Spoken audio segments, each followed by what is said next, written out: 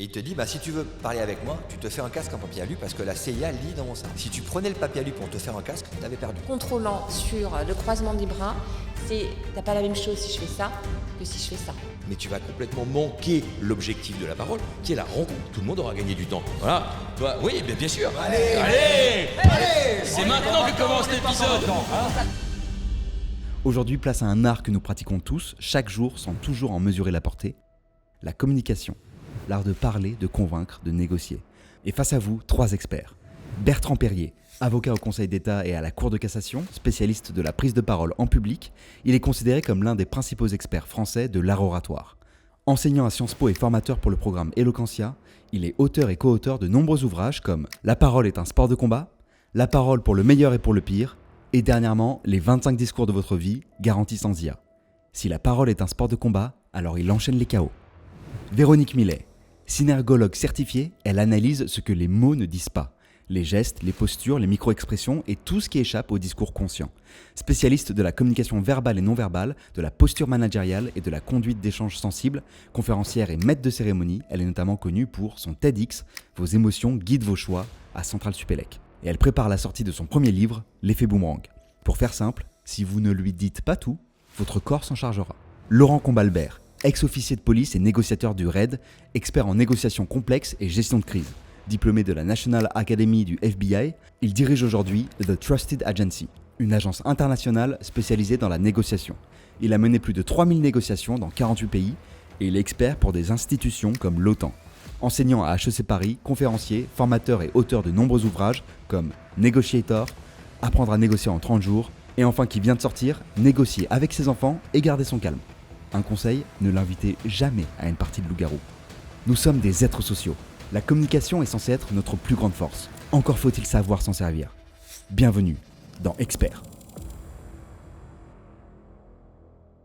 Avant qu'on continue d'apprendre à s'exprimer dans notre vie de tous les jours, je vais vous dire comment vous exprimer de partout dans le monde depuis vos téléphones grâce au sponsor de la vidéo, Seili. Oui, parce que vous allez avoir besoin d'une eSIM. Et ça tombe bien, parce que Seili, c'est une eSIM disponible dans plus de 200 pays qui vous permet de rester connecté quand vous en avez besoin. Il n'y a plus de galère pour trouver un Wi-Fi gratuit, pas de queue à l'aéroport pour une carte locale et surtout pas la mauvaise surprise du hors forfait au retour qui fait très mal.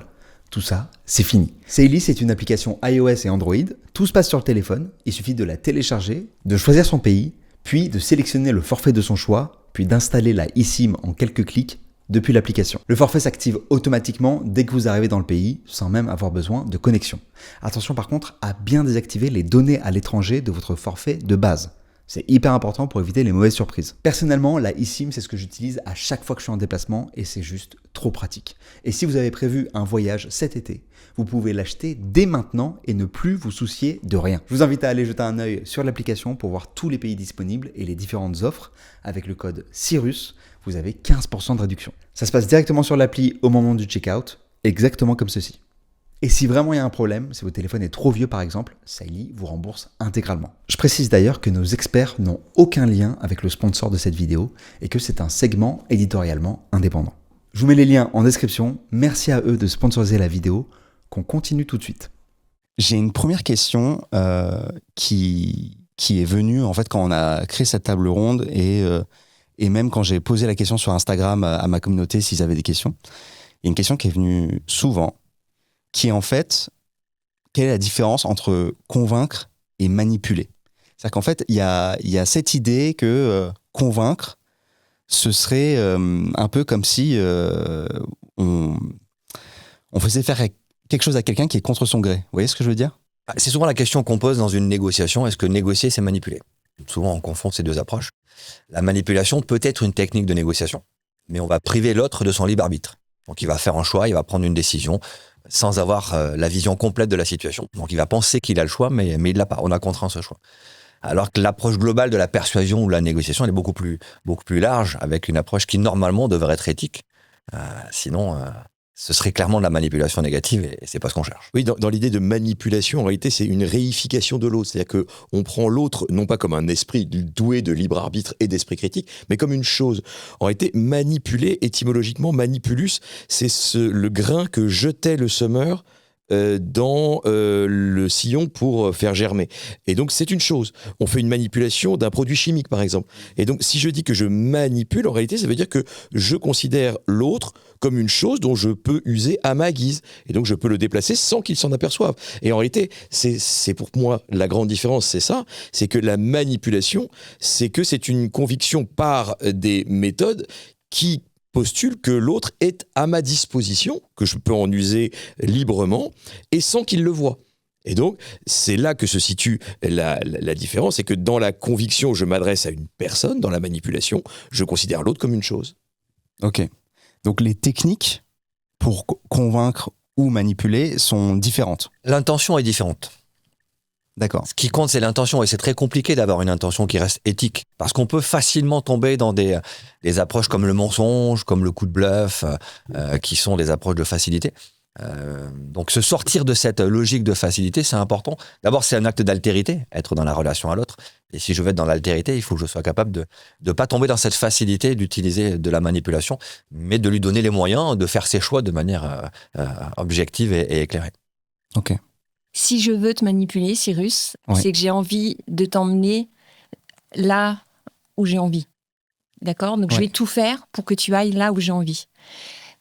Si j'ai envie de te convaincre, c'est que j'ai envie de te faire passer ma vision, ma conviction par rapport à une idée. Et ça veut dire que je dois accepter que toi aussi, tu me passes aussi c'est ta vision. Et donc, la démarche est différente. Après, il faut être clair, c'est que la manipulation existe un petit peu en chacun d'entre nous, depuis l'enfance. Mais il faut savoir l'utiliser avec honnêteté et à bon escient. Ok. Mais parce que Avec de belles valeurs. Mais quand tu veux me convaincre, tu veux aussi m'amener à un endroit, non ? Tu veux aussi me... C'est le principe de l'assertivité. Et l'assertivité, c'est qu'on va pouvoir affirmer ce qu'on a envie de dire tout en respectant la différence. Dans la manipulation, la différence, elle n'existe pas réellement. Ok. Puisque j'ai envie que tu ailles là. Donc je ferai tout pour que tu ailles là.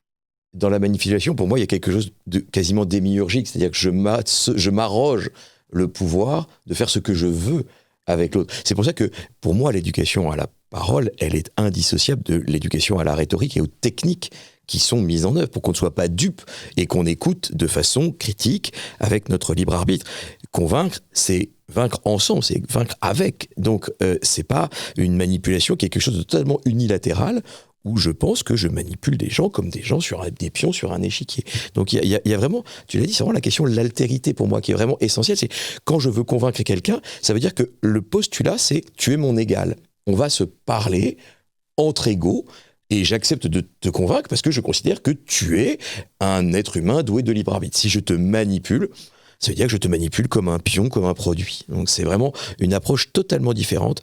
Et évidemment, il y a une autre distinction à laquelle on reviendra peut-être, qui est convaincre et persuader. Bien sûr, ouais. Tout à fait non On plus. va en parler. Et puis les pour mêmes- manipuler, il faut qu'il y ait quelqu'un qui ait envie de se faire manipuler aussi. Il y a Tu vois. manipulable. Enfin, Ouais, t'as un répondant en face. Autrement, j'arrive pas à te manipuler. C'est vrai que cette notion d'altérité, elle est importante. Souvent, on dit je négocie contre quelqu'un. Non, on négocie avec quelqu'un, pas contre lui. Maintenant, pour amener un petit bémol sur la manipulation, moi, il m'est arrivé de manipuler. Quand j'étais officier de police, officier au raid et que je devais faire face à un forcené, j'ai parfois manipulé.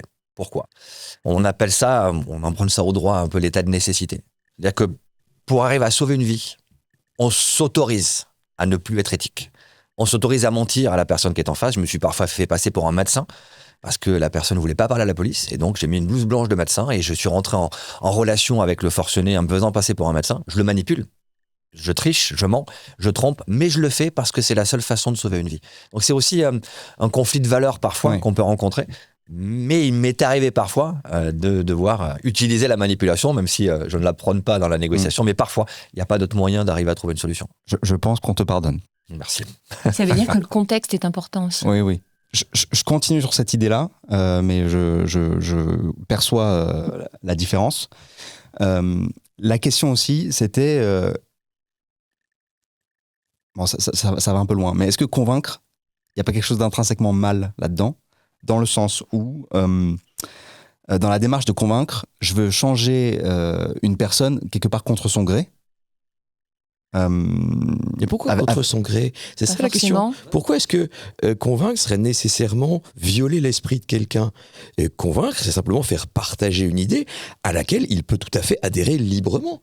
Ok. C'est pas forcément convaincre, c'est vaincre, bien sûr, mais c'est pas vaincre au sens militaire du terme, c'est-à-dire simplement, on va présenter une idée de telle façon qu'elle est séduisante, mais ça veut pas dire que l'autre est subjugué au point qu'il abdiquerait tout libre arbitre. Et donc, je pense pas qu'on puisse dire que, par hypothèse, convaincre serait connoté de façon négative. C'est simplement de faire partager une idée à laquelle l'autre est libre d'adhérer ou non.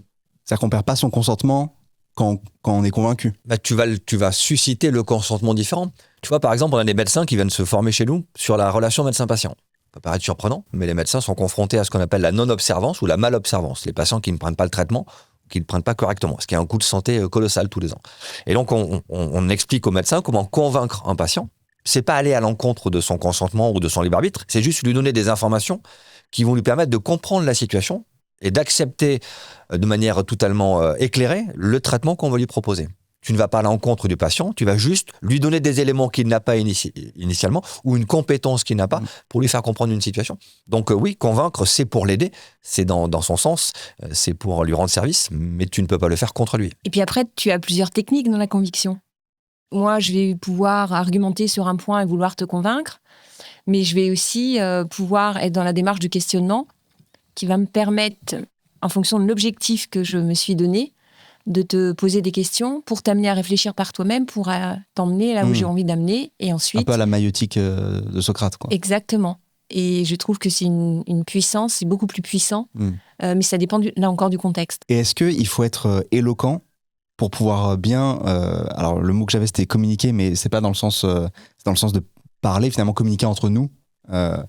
Est-ce que l'éloquence est nécessaire? Tout dépend de ce qu'on met derrière l'éloquence. Pour moi, c'est ce que vient de dire Laurent, c'est le côté émotionnel qui va guider ta parole, et non pas l'inverse.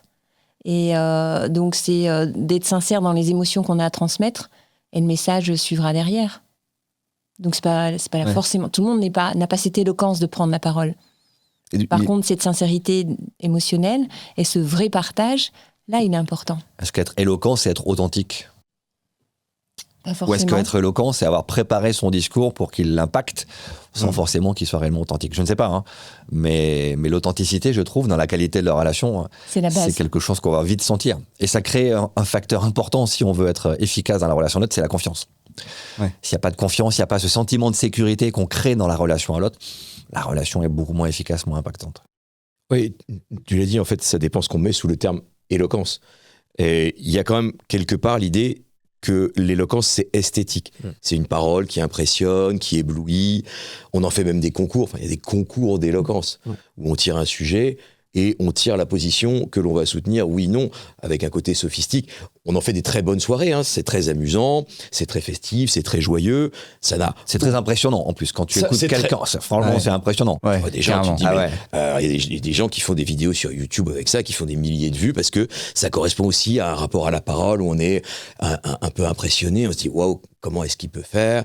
Bon, alors, après, la question, c'est à quoi ça sert? La réponse, ça sert à rien. C'est un bel objet de vitrine, c'est formidable, on le regarde, on est parfois impressionné. Parfois aussi, on est inhibé parce qu'on se dit, mais j'y arriverai jamais, il a un chromosome en plus. Et en réalité, pour moi, l'éloquence, c'est pas du tout ça. L'éloquence, c'est dire une sincérité, dire quelque chose qui va changer le monde, dire quelque chose qui va mobiliser une personne ou un auditoire pour faire quelque chose, pour agir. Pour moi, la parole, c'est une mise en action. C'est comment est-ce que, par mes idées, de façon simple, claire et convaincante, pas forcément avec des mots absolument recherchés ou des tournures. Alors, ça peut être... J'aime bien aussi cette éloquence-là. J'ai fait des concours d'éloquence par dizaines et par centaines. Les avocats font ça. Et dans toutes les écoles, il y a des concours d'éloquence. C'est très bien, on s'exerce. Enfin, à la fin de la fin, c'est une conception de la parole qui est un peu hors sol. C'est-à-dire que on tire un sujet, on tire une position. Bon, ça ne veut pas dire que c'est vraiment ce qu'on pense. Enfin, il y a aussi un côté presque éthique dans l'éloquence. Ouais. Tu vois, tu parlais de l'éthique de la négociation. Il y a aussi une éthique de l'éloquence. Il faudrait qu'on revienne à une parole qui soit plus sincère, plus juste et qui ait vraiment une vocation à modifier le réel. Si c'est juste pour faire une belle soirée, on a fait une belle soirée. Hein. J'adore ça. Enfin, c'est complètement vrai. Mais est-ce que tu penses que pour être éloquent, il faut être convaincu ? Ah oui. Moi, je pense que la conviction, c'est une force d'impact incroyable. Même si les mots sont pas bien choisis et pas bien structurés, mais cette conviction interne, cette authenticité interne, je pense que ça participe à l'éloquence. Et je trouve que c'est une force intéressante. J'ai une phrase que je dis souvent, pour être convaincant, il faut être convaincu. Et donc, c'est d'avoir une juste adéquation entre le langage de ton corps et la verbalisation de ta pensée. Une vidéo que je montre souvent quand j'interviens, celle de Valérie Pécresse. Lorsqu'elle était en campagne, elle est devant des milliers de personnes. Et on a dû lui dire, parce que c'est bien d'être comme ci, comme ça, qu'elle allait être impactante. Alors qu'en réalité, elle est d'une drôlerie, c'est cette assez vidéo. catastrophique. Tu l'as vu, cette vidéo? Tout le monde l'a vu. On voit que c'est pas authentique, qu'il y a un truc qui non, cloche. c'est pas authentique. Et l'éloquence, tu vois, pour moi, c'est travailler cette authenticité. Et là, tu peux dire tout ce que tu veux. Enfin, voilà. C'est toute la limite du coaching en réalité. Exactement. On sait très bien par qui Valérie Pécresse a été coachée pour ce discours. Et Moi, je sais pas, moi. moi, je vais pas le dire, mais on le sait très bien. Pas de nom sur les ondes, mais Non, il y a un comédien, un avocat, il n'y a pas de problème avec ça. Les noms sont sortis, donc vous les trouverez très facilement. Mais le problème, c'est que, alors je sais pas à qui la faute, hein, mais ils ont produit un discours qu'ils auraient très bien dit eux-mêmes. Mais c'est toute la difficulté de se mettre dans la peau de l'autre. L'idée du coaching, à supposer qu'on puisse coacher des gens dans la prise de parole en public, c'est d'essayer, c'est une question que l'on pourra se poser, mais en tout cas, c'est de ne pas plaquer ce que l'on ferait soi-même. Et c'est au contraire de pousser la personne avec ses moyens Soyez vous-même. vocaux, gestuels, respiratoires, etc., de faire son discours, pas de faire le discours qu'on aurait voulu faire soi-même. Et je rebondis juste sur un point. Souvent, tu vois, je travaille avec des politiques et on va me demander de les aider sur cette prise de parole en lien avec l'adéquation le corps et l'esprit. Et on me dit, mais comment je dois me positionner, comment je dois être ? Les gens attendent à ce que je leur dise, bah, tu dois être comme ça. Pas du tout. Moi, je vais travailler leur authenticité. C'est-à-dire qu'on va travailler l'émotion. Et à travers cette émotion, on va travailler le message et leur corps va bouger de lui-même. Et là, tu peux faire quelque chose avec les gens dans l'accompagnement. Ok. Je suis d'accord. C'est pas une leçon de maintien, en fait. Pas C'est du juste tout. de trouver ses propres gestes. C'est l'intention, ce que disait Laurent en début. La prise de parole, elle est basée sur l'intention. Et quelle intention tu mets ? Donc ton corps, ça va lui donner en fait un langage, et tes mots vont venir juste après. Et c'est ce qui va permettre de donner ta cohérence dans ton message, et donc ta pertinence et ton éloquence. J'ai une dernière question sur la communication. Est-ce que pour vous, c'est notre rôle de s'assurer que la personne en face ait bien reçu notre message ? Et en fait, où commence et où s'arrête notre responsabilité dans la communication en fait avec l'autre ? Est-ce que je suis responsable de ce que vous entendez ? Bah, tu es responsable de la façon dont tu l'exprimes. Ouais. Tu es responsable d'essayer de comprendre les filtres que j'utilise pour recevoir ton information. Moi, dans mon métier de négociateur, si je m'assure pas que la personne en face a compris ce que je suis en train de lui dire et qu'on est aligné sur un objectif commun partagé, par exemple, ça marche pas. C'est vraiment une relation qui ne peut fonctionner qu'à deux. Si je veux pas justement manipuler, utiliser le rapport de force, il faut absolument que je me sois assuré qu'elle a compris mon intention, qu'elle a compris ce que j'ai compris de ce qu'elle m'a dit, et que finalement on puisse s'entendre sur quelque chose qui va nous réunir à un moment donné. Donc personnellement, j'ai une part de responsabilité dans l'impact que j'ai sur l'autre et dans la façon dont il va le percevoir. Quel est son cadre de référence, quelle est sa culture, quel est son mode de fonctionnement, parce que je dois aussi l'intégrer. Ouais. Moi, j'ai une responsabilité particulière comme avocat, c'est-à-dire que je ne porte même pas ma parole à moi. Ouais. Je porte la parole de quelqu'un d'autre. Et donc, j'ai deux personnes dont je dois vraiment m'assurer que la communication est directe, c'est le client et le juge. Donc, j'en ai un dans le dos et un devant moi. Celui que j'ai dans le dos, je dois m'assurer que j'ai bien compris ce qu'il m'a dit et que je suis en situation de bien le retranscrire pour que le juge le comprenne. Et vis-à-vis du juge, je dois m'assurer que là encore, il l'a bien reçu et que je me suis bien fait comprendre. Avec toute la difficulté que je ne le saurai que quand j'aurai sa décision.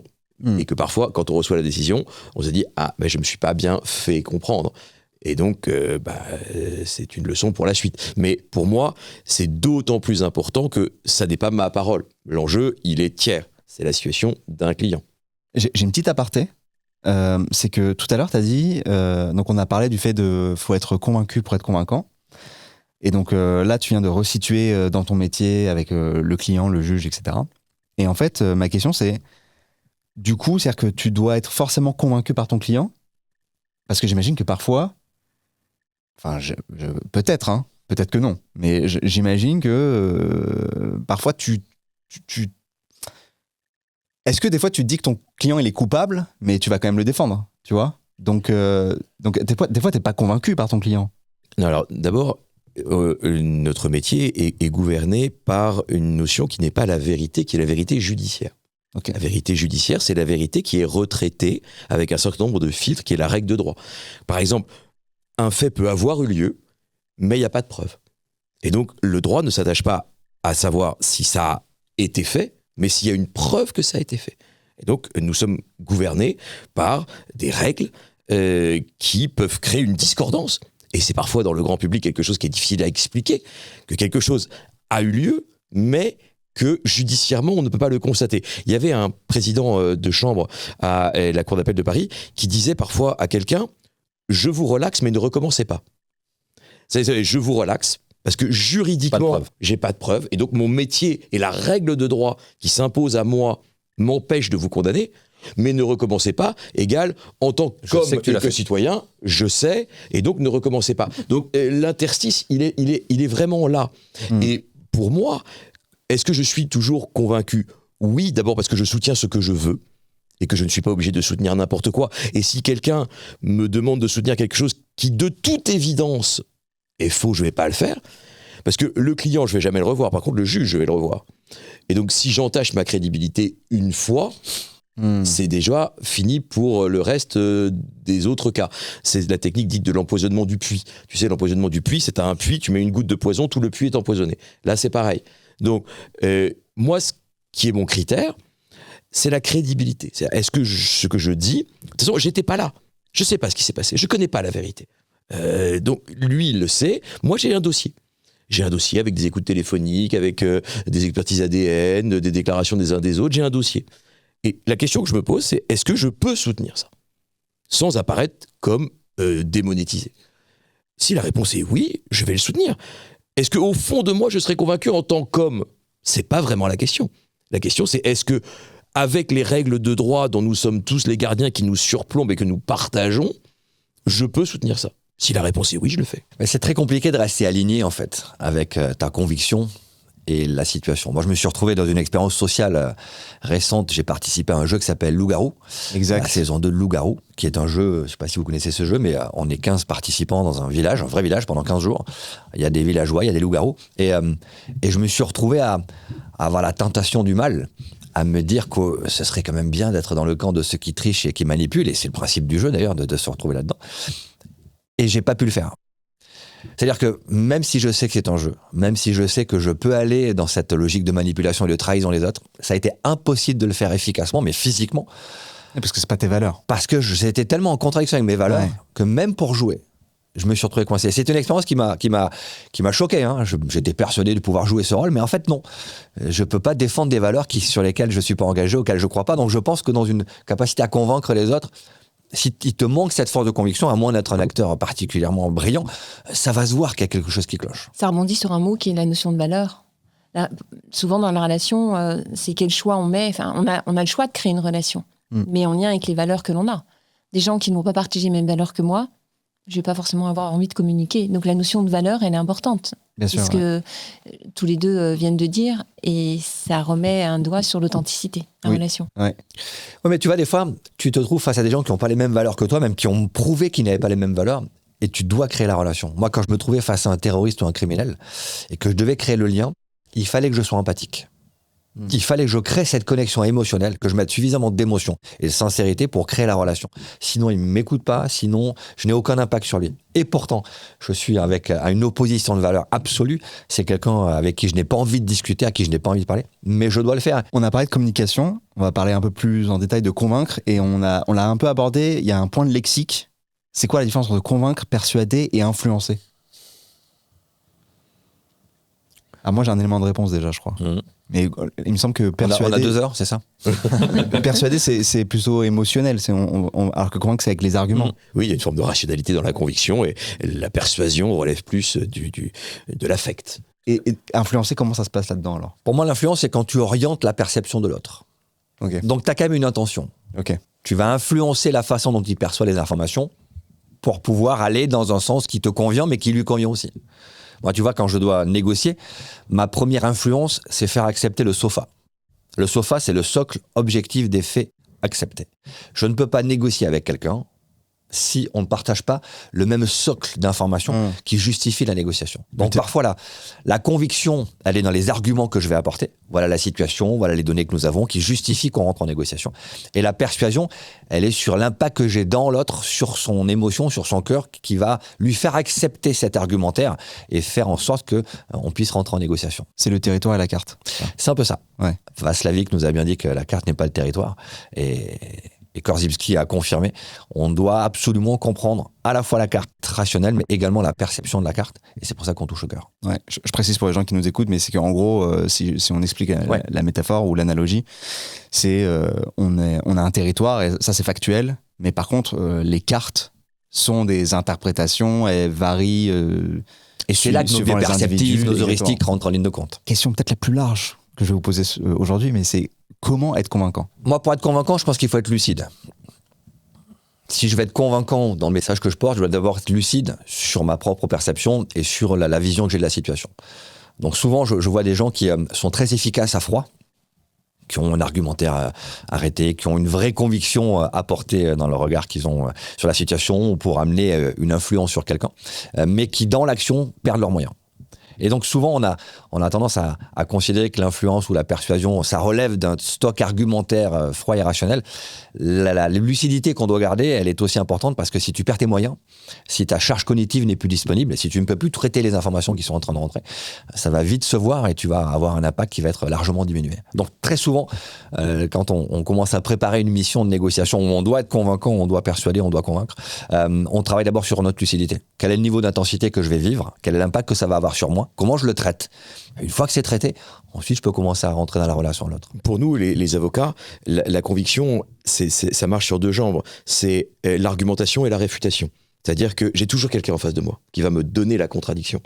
Et donc c'est aussi important de savoir quels sont les arguments que je peux mettre en avant pour dire que j'ai raison, que de déminer ce que l'on va m'opposer. Et donc il y a un exercice un petit peu de schizophrénie dans la conviction. C'est aussi d'avoir objectivement, si j'étais dans la position inverse, qu'est-ce que je dirais?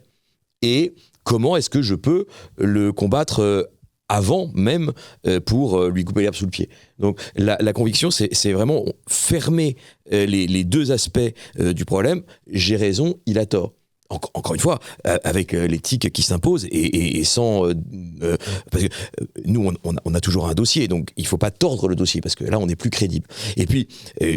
il y a quand même un grand guide pour moi dans la conviction, c'est notre trilogie Ethos, Pathos, Logos, qui est le grand guide de la parole.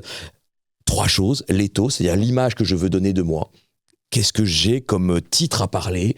En quelle qualité je parle? Est-ce que je veux donner l'image de moi de quelqu'un de compétent, de courageux, de expert? Enfin, quelle est l'image que je veux donner de moi, pardon? Deuxièmement, le logos, c'est-à-dire le discours rationnel, qu'est-ce que je peux mobiliser comme argument de raison, et puis le pathos, c'est-à-dire quelles sont les émotions que je peux faire surgir chez l'autre. Donc c'est toujours autour de ces 3 notions, mais qui remontent à la Grèce antique, donc qui gouvernent, me semble-t-il, aujourd'hui encore, les questions qu'on doit se poser pour être convaincant, c'est-à-dire quelle image je veux donner de moi, sur quel registre rationnel je peux jouer, et qu'est-ce que je peux ajouter comme émotion pour convaincre. En négociation, on fait des hypothèses sur les intérêts adverses. Quand tu commences une négociation, quelle qu'elle soit, tu connais ton enjeu, normalement, tu sais pourquoi tu es là, tu sais le besoin que tu veux satisfaire, mais tu peux pas être dans la tête de l'autre. Donc tu vas essayer de comprendre, au vu du contexte, quels peuvent être ses intérêts. Tu fais des hypothèses, on essaie d'en faire 3. On appelle ça la règle des 3 hypothèses, parce qu'on sait que quand on a fait 3 hypothèses, et qu'on les classe en commençant par celle qui me convient le mieux à moi, et celle qui me convient le moins, statistiquement, la bonne est dans les 3. Mais tu vas essayer d'anticiper les besoins qui peuvent être les siens. Et si tu tombes juste, alors tu as une capacité argumentaire plus efficace parce que tu sais déjà les intérêts que tu vas pouvoir adresser.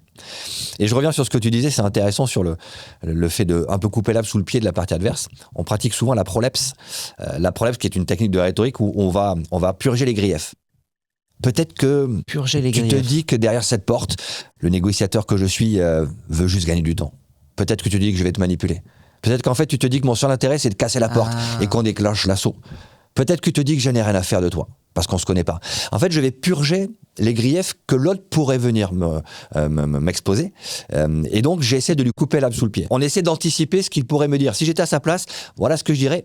Et on va les énoncer, les verbaliser avant que ça. En fait, tu vas retirer mes peurs. Alors, je peux verbaliser ta peur. Il m'est arrivé, par exemple, de négocier avec des gens qui me répondaient jamais derrière une porte. Mais c'est pas parce qu'ils répondent pas qu'ils t'entendent pas. Et donc, tu peux être dans une lecture d'anticipation. Je me doute que c'est pas confortable pour vous. Je me doute que vous avez peur derrière cette porte. Je me doute que votre crainte, c'est que vous ne soyez pas à la maison ce soir et c'est que vous vous retrouviez en garde à vue. Je peux anticiper un certain nombre de choses. Donc, soit les griefs contre moi, soit la perception que peut avoir la personne en face. Si tu tombes à côté de la plaque, tu as essayé. Mais si tu tombes juste, tu as commencé à créer la connexion, à créer la relation. Ok. Dans la prise de parole, il y a un petit exercice qui est très simple à faire. C'est lié à l'intention. Et souvent, on ne le fait pas. C'est pour diminuer la charge cognitive. Souvent, les gens ne prennent pas la parole parce qu'ils ont peur de ne pas savoir répondre. Et donc, du coup, la peur du ridicule, la peur du regard de l'autre. Donc, pour minimiser ça, dans l'exercice lié à l'intention, on va poser sur une feuille la notion du si, alors. Donc, s'il se passe ça, alors je vais faire ça. Et ça, ton cerveau, il va s'en nourrir. Et c'est ce qui va permettre, dans une situation de prise de parole, de pouvoir avoir cette capacité de t'adapter et de diminuer la charge cognitive. Ok. Donc, du coup, de rester convaincant. C'est intéressant, c'est-à-dire que tous les trois, en fait, vous faites cet exercice quand même de réfléchir à ce que la personne en face va pouvoir me dire, quoi. Sinon, tu communiques, tu balances, tu fais un communiqué. C'est ça. J'ai beaucoup aimé ta définition. C'est que voilà dans ce que un je t'ai sens. communiqué, tu prends ça, puis tu te débrouilles avec. Est-ce qu'il y a quelque chose qui change entre l'oral et l'écrit pour être convaincant ? Ah oui. Alors ça, pour moi, c'est absolument fondamental. Parler, ça n'est pas lire à voix haute. Parce que l'autre est pour 50% dans ce que tu dis. Et si tu as préparé quelque chose, on l'a tous vécu, le conférencier hyper soporifique qui passe ses feuilles, qui encore pire peut-être passe ses slides. Alors ça, celui-là, pardon, mais il doit y avoir des juridictions spécialisées. Et qui lit ses slides. Ça, Dos au mur. ouais, évidemment, sinon c'est pas drôle. Mur, bien sûr. Et qui les commente avec un petit bâton, tu sais. Ça, celui-là, j'adore. c'est celui Ou le qu'on petit préfère. laser, Je l'ai pas accompagné. Bien sûr, évidemment. Tu sais, avec le petit triangle C'est comme ça, ça qui te c'est montre ça, le ouais. chiffre. Au cas où quand il t'aurais te pas parle. vu, ouais. Bien sûr. Au cas où Que tu peux pas lire parce que t'es trop loin, d'ailleurs. Et de Il est toute trop façon, petit. il y a tellement de chiffres en plus sur son slide que tu ne peux même pas identifier celui dont il parle. Alors celui-là, on l'a tous vécu. Non, il faut vraiment tordre le cou à ça. Parler, c'est être dans la spontanéité et du coup, c'est faire le deuil de la perfection. Voilà. Il faut se dire définitivement que la parole n'est pas compatible avec la perfection et c'est pas grave. Voilà. C'est pas grave de buter sur un mot, c'est pas grave d'hésiter, c'est pas grave de bafouiller. Ce qui est grave, c'est d'éviter ce risque. Parce que là, en fait, tu es dans une situation d'évitement, de biais, où tu te dis « Ah je risque rien, j'ai mon papier et je vais le lire. » Mais tu vas complètement manquer l'objectif de la parole, qui est la rencontre. Si tu as écrit quelque chose, donne-leur. Tout le monde aura gagné du temps. Voilà. Allez. Toi, oui, bien sûr. Allez. C'est On est maintenant que convaincant, on n'est pas convaincant. On tape pas la Est-ce que table. t'es convaincu Alors, la conviction, T'es convaincu ou pas? Mais c'est le moment d'authenticité. Voilà, c'est là que tu t'es mis à nu, tu es enfin toi-même, Cyrus. C'est ce moment qui est tellement précieux. Parce que là, tu as préparé ton doudou, tu le tripotes parce que ça te Exact. rassure. Mais en vrai, là, maintenant, on va pouvoir commencer à se parler. Ça fait 1 heure qu'on biaise des trucs. Allez, coupez, on recommence. Voilà, C'est reparti. c'est le moment Comment où tu t'appelles où la conviction affleure et où quelque chose de miraculeux est possible. Ce moment où tu n'as pas prévu, il est miraculeux. Et c'est celui qu'on retiendra de cet épisode. Parce que précisément, tu es sorti du cadre, tu es sorti du sillon que tu t'étais tracé et tu as été toi-même. Avant, tu as été Cyrus, créateur de contenu, gna gna gna. Là, tu as été toi. Et tu t'es dit, en fait, finalement, est-ce que j'ai vraiment besoin de ce support d'infirme ? Non. Non. Voilà, je n'en ai pas besoin. Après, et je suis aussi bon. J'ai passé du temps quand même à l'écrire et tout. C'est pas grave. Mais c'est du temps que tu as perdu. Fais le deuil de ce temps, tu l'as perdu. Et c'est d'autant plus important qu'en réalité, pour nous à l'audience, c'est pareil. Évidemment, personne ne lit une plaidoirie, mais on l'a préparée. Et donc, en réalité, la vraie technique, c'est que tu as bien fait de faire tout ça. T'as bien fait de faire tout ça pour te donner la liberté sur le moment, parce que tu sais où tu veux aller, parce que tu as maîtrisé, tu as intégré ton déroulé, que tu vas pouvoir le produire, mais en étant ouvert et attentif et réceptif à tout ce qui va se passer entre nous, à l'énergie qui va circuler. Moi, si j'arrive et que j'ai écrit une plaidoirie et que le juge écarquille les yeux au bout de 20 secondes en disant « mais c'est n'importe quoi », ce qu'il dit, il faut que je reroute, il faut que j'insiste, il faut que j'explique. Et si je me bute et que j'ai dit « attention, moi j'ai mon papier, donc je vais lui donner », tu peux pas donner à boire à un âne qui n'a pas soif. Donc, au bout d'un moment, il faut que tu biaises, il faut que tu changes d'émotion, que tu changes de rythme, que tu changes de tonalité. Soit tu dis, bon, cet argument, en fait, c'est vrai qu'il n'était pas très bon, je l'abandonne. Soit il est très important et je vais insister et je vais mieux l'expliquer. Donc, vraiment, le truchement de l'écrit, il est nécessaire parce que ça te force à structurer, à mettre des mots-clés, à mettre des expressions, à avoir un canevas. Ça, c'est très important. Il ne s'agit pas d'y aller à la one again en disant de toute façon, je vais y aller au talent, comme disent les jeunes. Ça, c'est catastrophique. C'est victimité. Mais voilà, tu vois, ça va pas y aller. Mais le truchement de l'écrit n'épuise pas la parole qui est une rencontre. Et en fait, si tu écris tout, c'est très rassurant dans un premier temps, mais en réalité, in fine, tu seras déçu. C'est comme un sucre rapide. T'as un sucre rapide, sur le moment, ça te provoque une satisfaction parce que tu te dis, bon, bah, c'est bon, en fait, je l'ai fait, ça s'est bien passé. Mais en fait, en termes de sucre lent, les autres, ils n'ont rien compris, ça les a pas intéressés. Parce que tu as manqué ce qui est l'essentiel de la parole, qui est une rencontre du moment et dans la justesse de l'instant. Une bonne négociation, c'est 80% de préparation. Et une fois que c'est fait, tu mets ça de côté et tu commences à négocier. Et 20% d'agilité, d'improvisation, de réaction, de questionnement. Donc quand tu as compris ça, que cette structuration initiale, elle est fondamentale, mais que c'est la qualité du lien et l'authenticité du lien, là, je pense qu'il y a de la conviction qui passe. En fait, je vais vous expliquer pourquoi je le fais. C'est parce que... Ne te justifie pas. Qui se justifie se crucifie. Ah bon Allez, vas-y.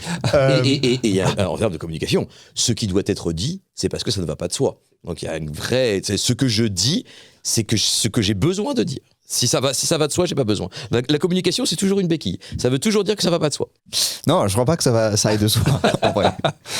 Non, c'est parce qu'en fait, j'ai toujours peur que la table ronde se termine et que je me dise, j'ai oublié de poser ça comme question. On n'a pas abordé ça. Mais c'est pas grave. Mais tu vas oublier de poser les questions.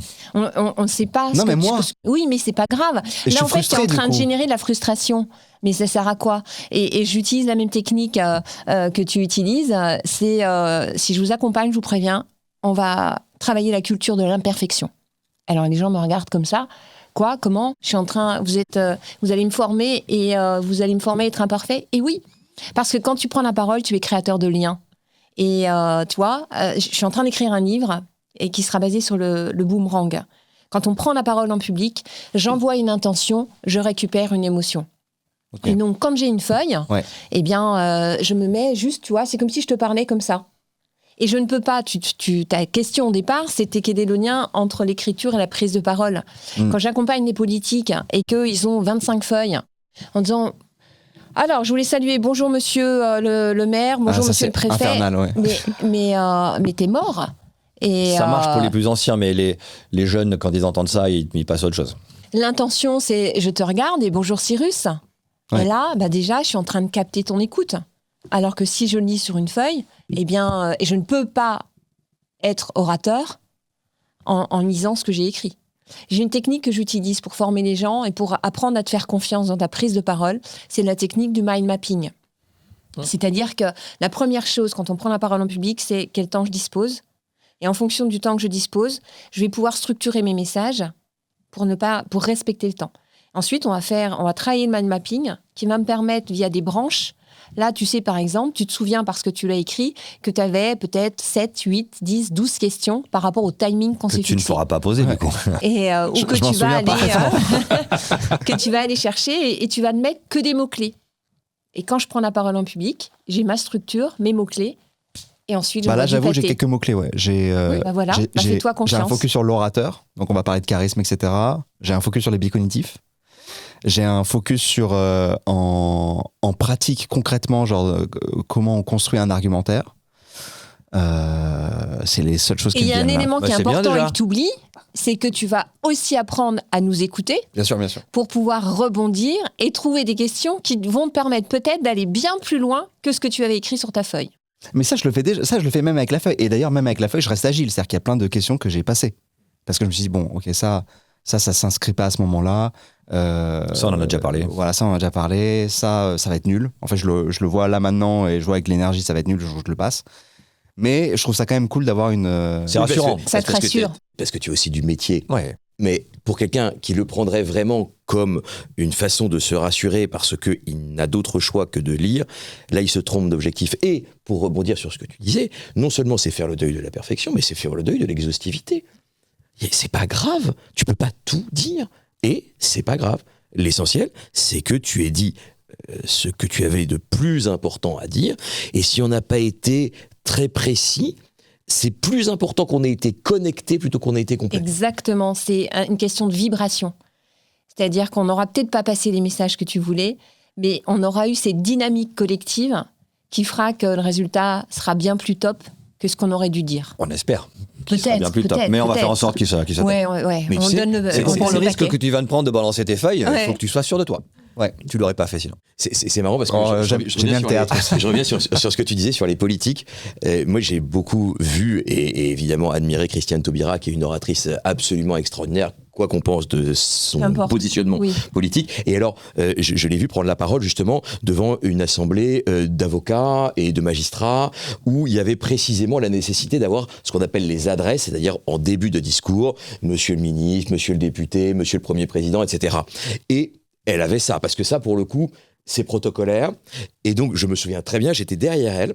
Elle avait une feuille avec cette liste. Et après, c'était fini. Elle n'avait plus rien derrière. Waouh. Et en fait, la seule liste qu'elle avait, c'était les adresses. Et derrière, elle a parlé pendant une demi-heure. Mais alors, parce qu'elle avait une connaissance très intime du sujet. Mais derrière, elle arrivait aussi parce que c'est une grande oratrice, parce qu'elle a l'habitude. Et qu'au fond, il faut dire à ceux qui nous écoutent... l'art oratoire ou l'éloquence ou la prise de parole en public, ça se travaille. Pardon, hein, c'est comme un muscle. C'est comme si tu disais, moi j'ai acheté des baskets ce matin, je vais courir le marathon ce soir. Non, c'est un travail, c'est une habitude, c'est un exercice, ce sont des réflexes, ce sont des connexions qui se font. Et donc, c'est avec cela qu'on se dit, finalement, j'ai moins de pression sur un truc que je fais tous les jours que sur un truc que je fais une fois par an. Donc, c'est aussi un travail, et ce ne sera pas toujours bien. C'est un entraînement, comme tous les sportifs, comme tous les pianistes, tout le monde s'entraîne. Et c'est pas miraculeux.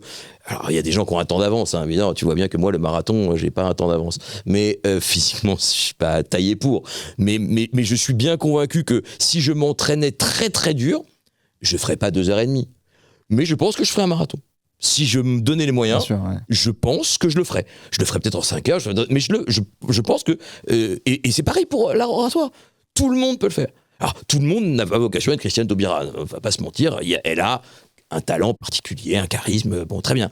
Mais Charisme l'intérêt, est intéressant. Ouais. l'intérêt, c'est Ça aussi en met que tout le beaucoup. monde n'a pas vocation Ouais. à être Christiane Taubira. Quand on est dans sa boîte, quand on est dans sa famille, quand on est dans une relation amicale, on a juste pour vocation à parler de façon simple, claire, convaincante et sincère. Et comment on apprend ça? Comment, genre quelqu'un qui nous écoute là et qui se dit, ok, mais moi, j'arrive pas, dès que je commence à parler, je bafouille, je perds mes moyens. Par où il commence ou par où elle commence? Alors, la première des étapes sur lesquelles moi je vais accompagner, c'est qu'on va déjà enlever toutes les charges que l'on met sur soi. C'est-à-dire le manque de confiance, le degré d'exigence qui est bien trop élevé. On va le remettre à un niveau 0 qui est pour moi la qualité.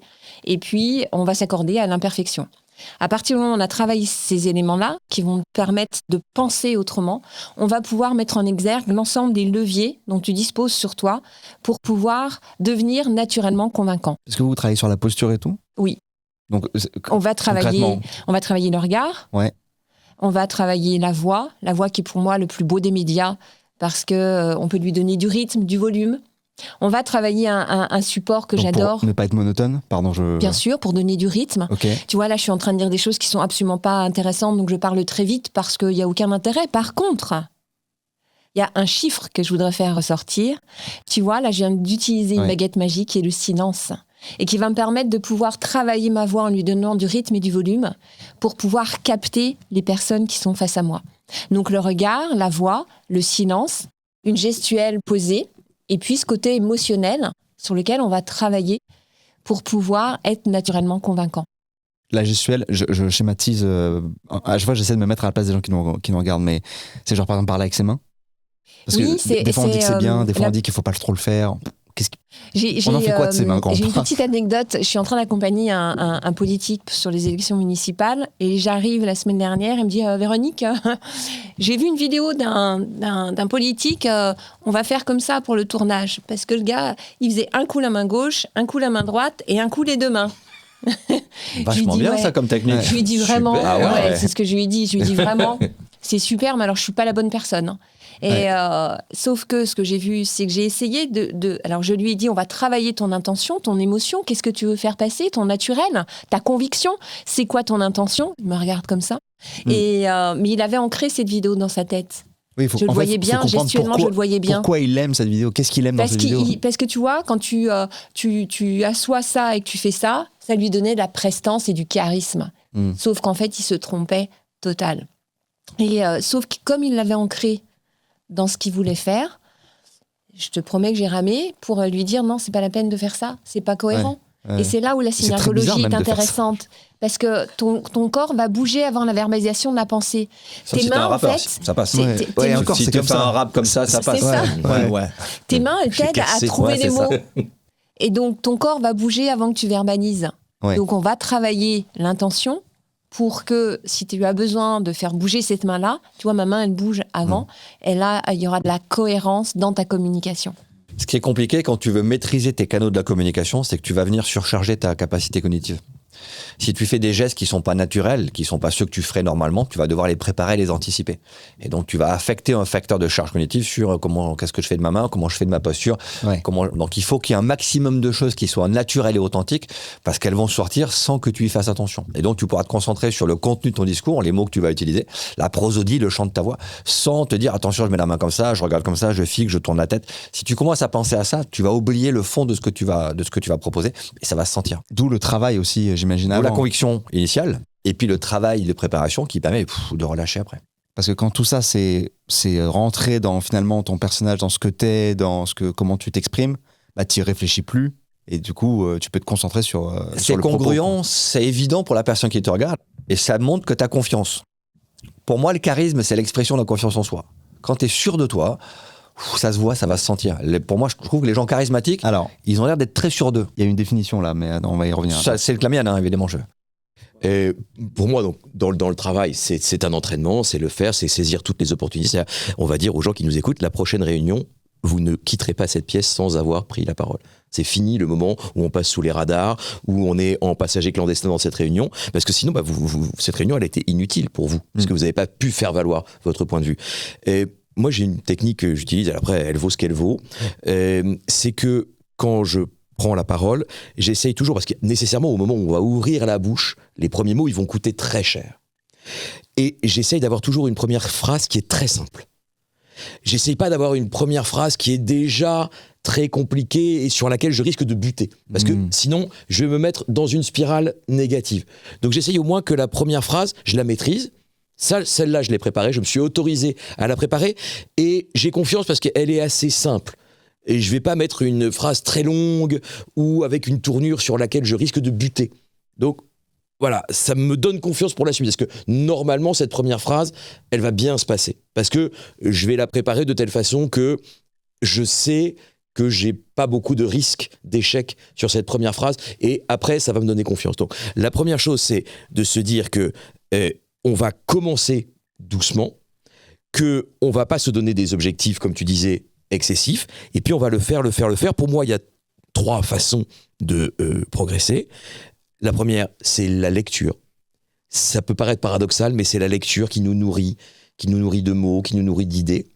La deuxième chose, c'est regarder les autres. C'est formidable. Sur YouTube, on peut regarder plein de gens. Il ne s'agit pas de les copier, mais moi, je cultive l'admiration. Il y a des gens que j'admire et que j'aime regarder, non pas pour les singer, mais pour me dire, ah oui, là, effectivement, c'est vraiment bien parce que ça, je pourrais le prendre. Ça c'est pas moi. Mais ça, je pourrais essayer de trouver une technique, un silence là, ou une forme de démarrage. Tu tapes quoi, par exemple ? C'est quoi, qu'est-ce que tu nous recommandes ? Ah mais tu tapes ce que tu veux. Tu tapes Éric Dupond-Moretti si t'es fan d'Éric Dupond-Moretti. Tu tapes Philippe Séguin si t'es fan de Philippe Séguin.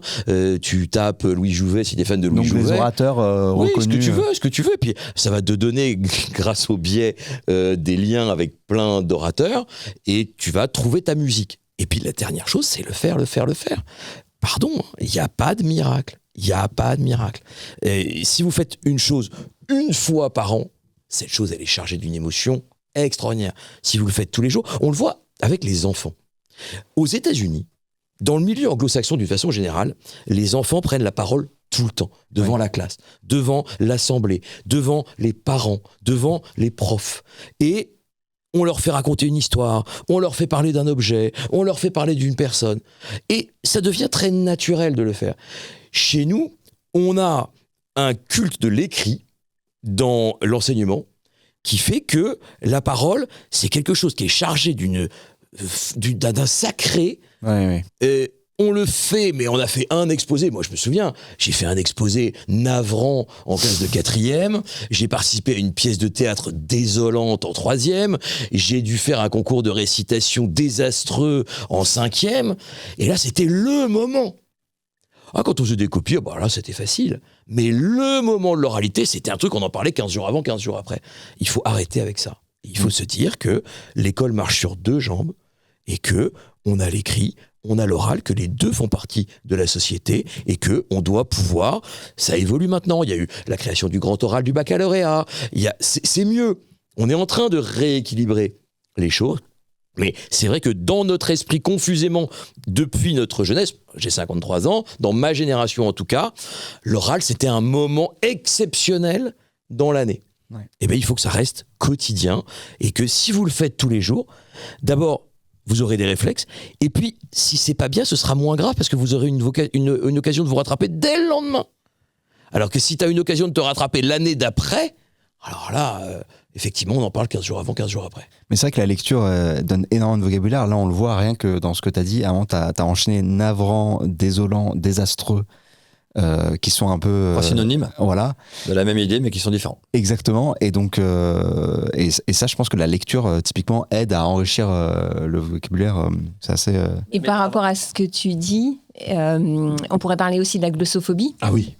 Parce que glossophobie. c'est un terme que les gens ne connaissent pas et c'est la base de la prise de parole en public. C'est quoi? Ah, c'est la peur de la prise de la parole? Ouais, qui est dans le trio des 3 premiers après Ouais. la peur de la mort. Oui, c'est vrai, ouais. C'est quand même dingue. Ouais, Et c'est en lien avec ce que tu dis sur dès l'enfance, cette peur et cette non-habitude. Et puis, c'est ce rapport avec les notes. Je dois être parfait, être le meilleur.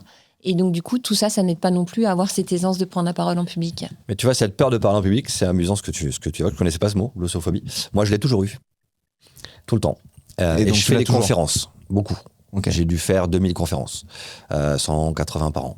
Ok. Chaque fois que je prends la parole en conférence, j'ai peur. Ouais, mais Donc, moi très aussi. longtemps. Cette peur, c'était un truc qu'il fallait que je rejette. T'as pas peur, n'aie pas peur, t'as pas peur. En plus, je venais d'un monde, tu vois, le raid où les émotions, c'était pas forcément le truc qu'on affichait. La peur, c'est pour les lâches. J'ai entendu plein de fois cette phrase. Et puis un jour, cette peur m'a surpris sur une conférence. J'ai réussi à la contrôler, à la maîtriser. Et à partir du lendemain, j'ai décidé de l'appeler ma flippette. Donc aujourd'hui, quand je monte sur scène, ma flippette, ma petite peur, c'est une petite boule ici, là, un petit goût métallique au bout de la langue, des fourmis au bout des doigts. Et quand j'ai ces signaux-là, je me dis, waouh, c'est cool. Ça veut dire que si t'as peur, t'as conscience de l'enjeu. Donc, tu vas faire le maximum. Et donc, cette acceptation de cette peur de parler en public, longtemps, ça m'a bloqué. J'ai essayé de la contraindre. Aujourd'hui, je l'utilise et j'aime bien. Et si elle n'était pas là, je pense que ça me gênerait. Ça m'embêterait si je sentais pas cette petite crainte. Donc, la peur de parler en public, ça peut être aussi un facteur de motivation. Ça veut dire qu'on a conscience de ce qu'on est en train de faire, on a conscience des enjeux. Et donc, on va faire le maximum. Ouais. En fait, il faut transformer cette peur en énergie. Ouais, c'est une super positive. énergie, la peur. Tu l'empêcheras pas.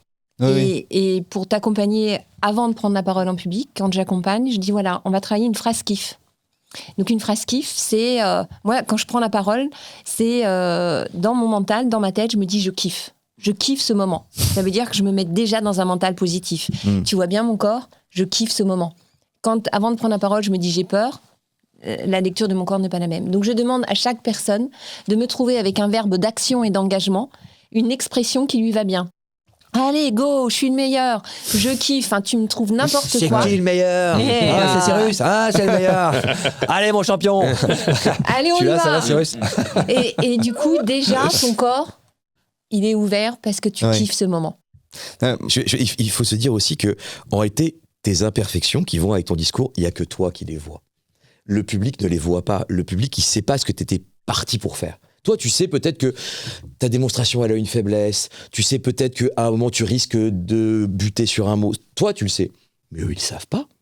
Donc, en réalité, c'est une fausse idée que tu te fais de la représentation que se fait de toi, ton auditoire. Et donc, véritablement, il faut se dire que c'est comme une histoire drôle. Une histoire drôle, elle n'est pas drôle parce qu'elle est drôle, elle est drôle parce qu'elle est bien racontée. Eh bien, si tu te fais ce kiff et que tu dis, cette prise de parole, elle va être réussie, elle va l'être. Parce que tu vas te mettre dans un sentiment d'autosuggestion où Mental. tu vas te dire que, en réalité, toi seul, au fond, c'est que peut-être tu as un argument qui est faible, que peut-être que tu vas te contredire.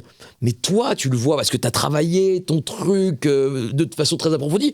Mais le public, qui de toute façon retient 10% de ce que tu vas dire, l'impression, c'est simplement que il était enthousiaste et il y croyait. Et c'est ça qu'on va retenir d'une conférence. C'est si t'arrives, t'es voûté, t'as le regard au sol, t'es là, T'as pas envie. Déjà, le public n'a pas non plus envie de t'écouter. Et donc, tu donnes un mauvais sentiment d'emblée. Alors que si il y a un sentiment qui peut être complètement fabriqué, mais te dire, allez, je vais me survitaminer, je vais pas non plus me doper, mais je vais prendre l'idée que ce moment de parole est aussi un moment de plaisir. Et cette conférence, cette prise de parole, ce discours, il est bien.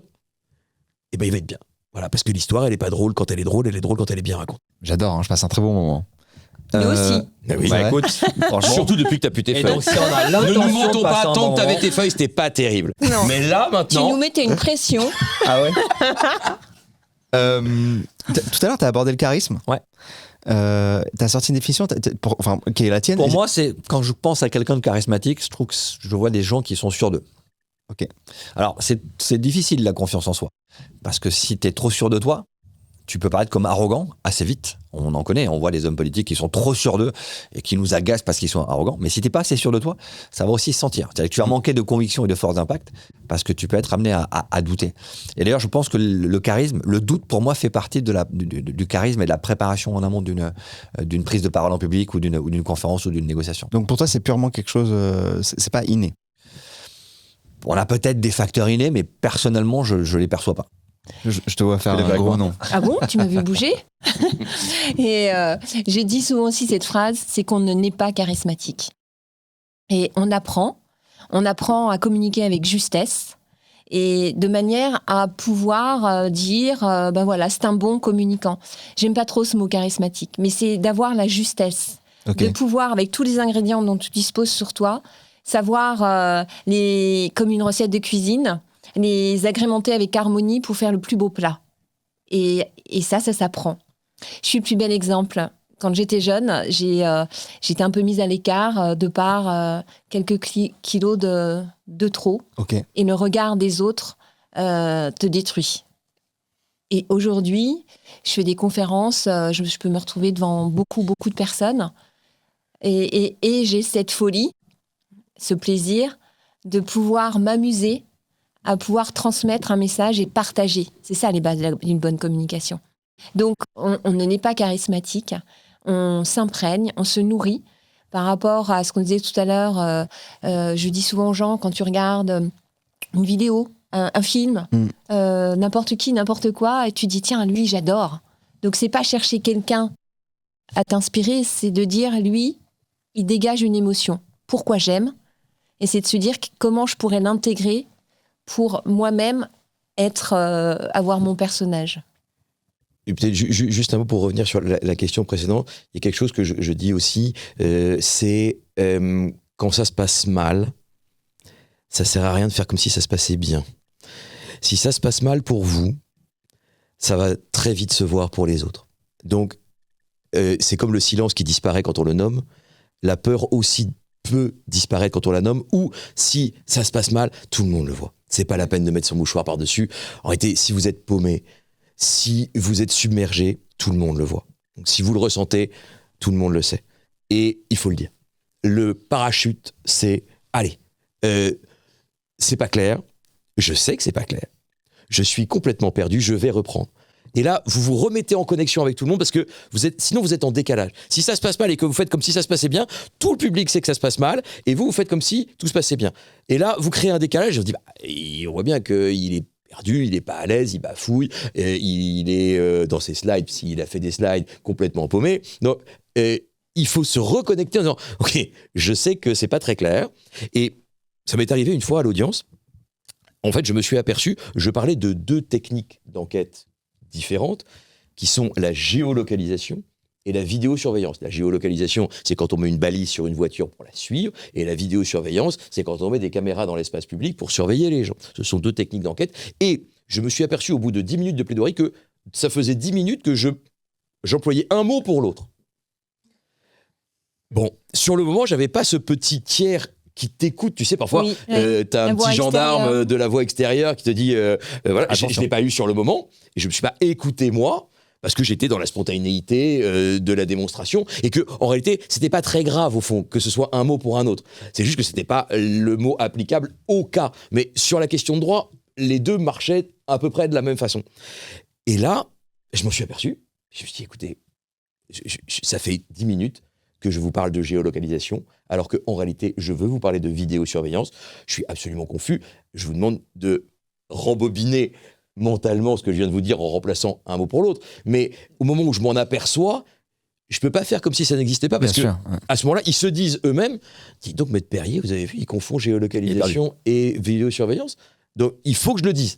Voilà. Et donc, pour tous ceux qui prennent la parole publique et ça se passe mal, c'est pas si grave si on fait pas comme si ça se passait bien. Voilà. C'est même pas grave du tout. On désamorce pas une bombe qui a déjà explosé. Voilà. C'est fait. Allez. Voilà. C'est pas grave. Tiens, je suis en train de vous perdre, j'ai l'impression que là je suis en train de vous perdre. Non, ou même, je vais aller plus loin, j'avais fait une conf où en fait au début je tremblais. Genre vraiment, et ça se voyait quoi. Et donc je le dis. Je dis, oula, je sais pas ce qui se passe, je suis hyper stressé, regardez, j'ai même ma main qui tremble.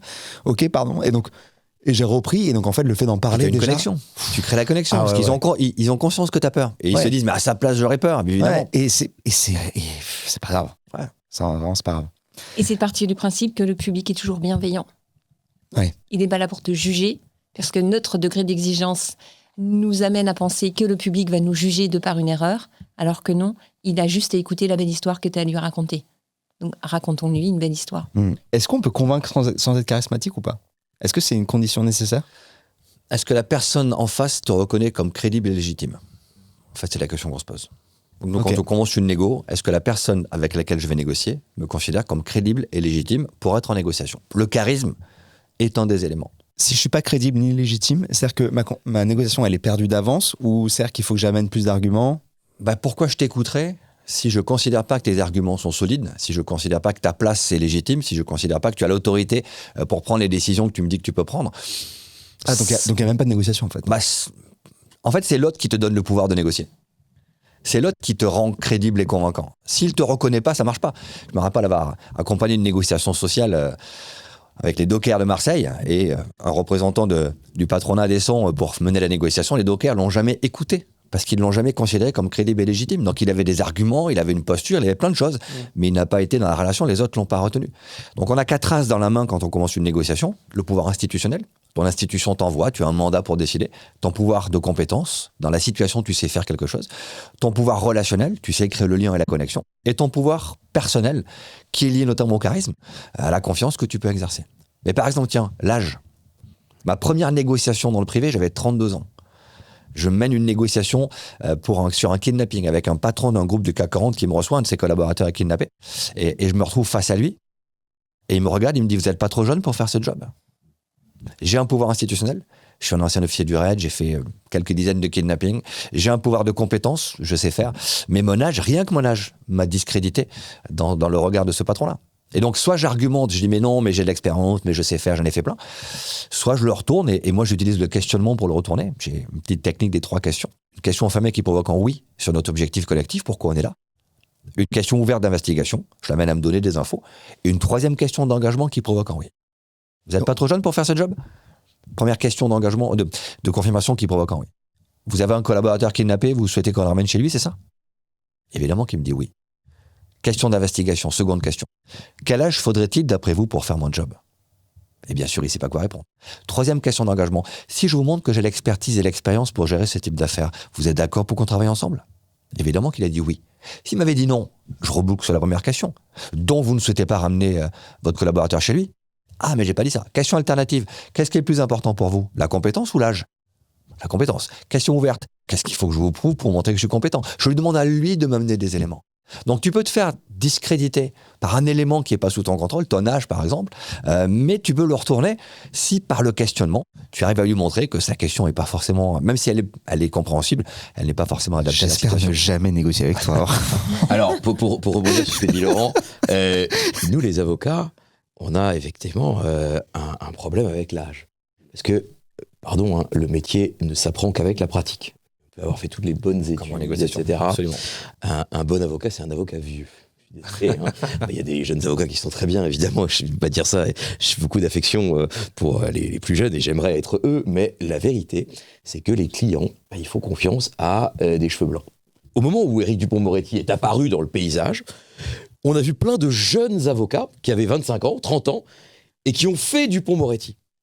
Et qui ont cru qu'ils allaient pouvoir faire à la grosse voix et qu'ils allaient faire des incidents. Et c'était ridicule, en réalité, parce que c'était lui. Et donc, c'était pas eux. Lui, il avait le physique, il avait l'expérience, il avait tous ces titres d'avocat d'assises. Et un gamin qui ferait ça à 25 ans, ce serait ridicule. Et donc, on parle avec tous ces bagages, avec ce que tu disais, ta légitimité, ton âge, même ton Ta physique, sincérité. ta sensibilité, ton authenticité, ton lexique. Il y a des gens qui ont un lexique très riche, d'autres qui en réalité, et Dieu sait qu'Éric a un lexique très riche, mais il s'ampute lui-même pour être vraiment à hauteur de simplicité. Et donc, vraiment, l'idée de ces mini-Dupont qui sont apparus, c'est extraordinaire. Et de la même façon, dans un contexte totalement différent, dans les concours d'éloquence, vous avez des modes. Et donc, vous avez des personnes qui surgissent comme ça, dont les gens regardent les vidéos de façon compulsive, et vous avez plein de gens qui les copient. Et quelqu'un qui aujourd'hui ferait du Dupont, ça marcherait pas parce que c'est lui. Quelqu'un qui ferait du Bonan, ça marcherait pas parce que c'est lui. Et qu'on peut pas se mettre dans les chaussures d'un autre.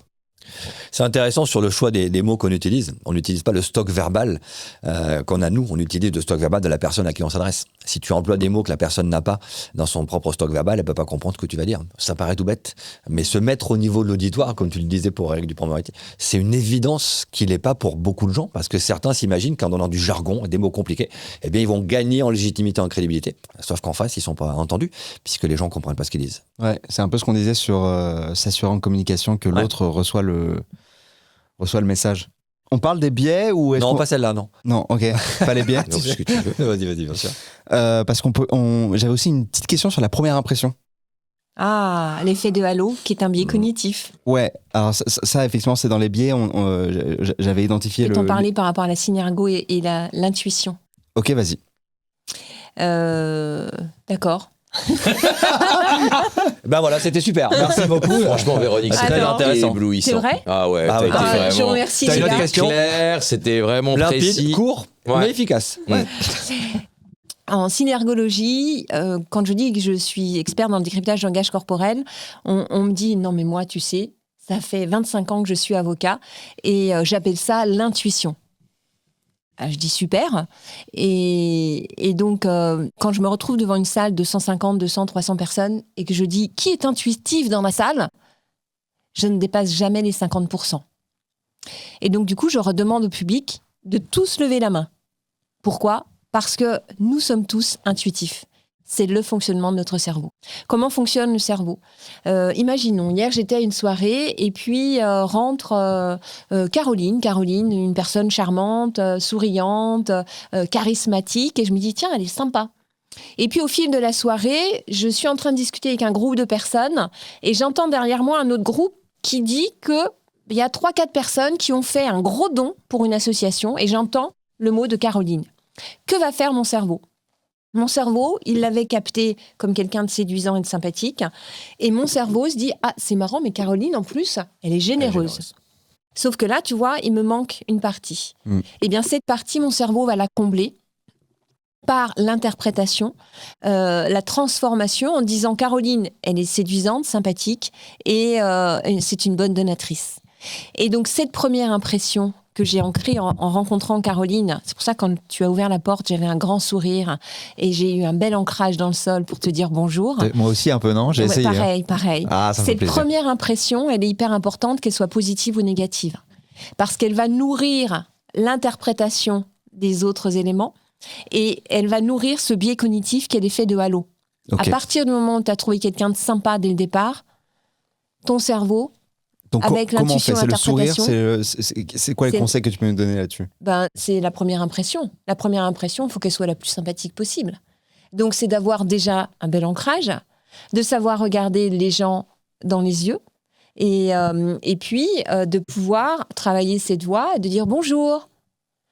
Là, tu fais tout pour que cette première impression elle soit agréable. Ouais. Cette première impression agréable, elle va rester ancrée après, et cet effet cognitif de biais, l'effet de halo, va permettre de la démultiplier parce que ton cerveau n'aime pas le vide et tu vas être dans l'interprétation.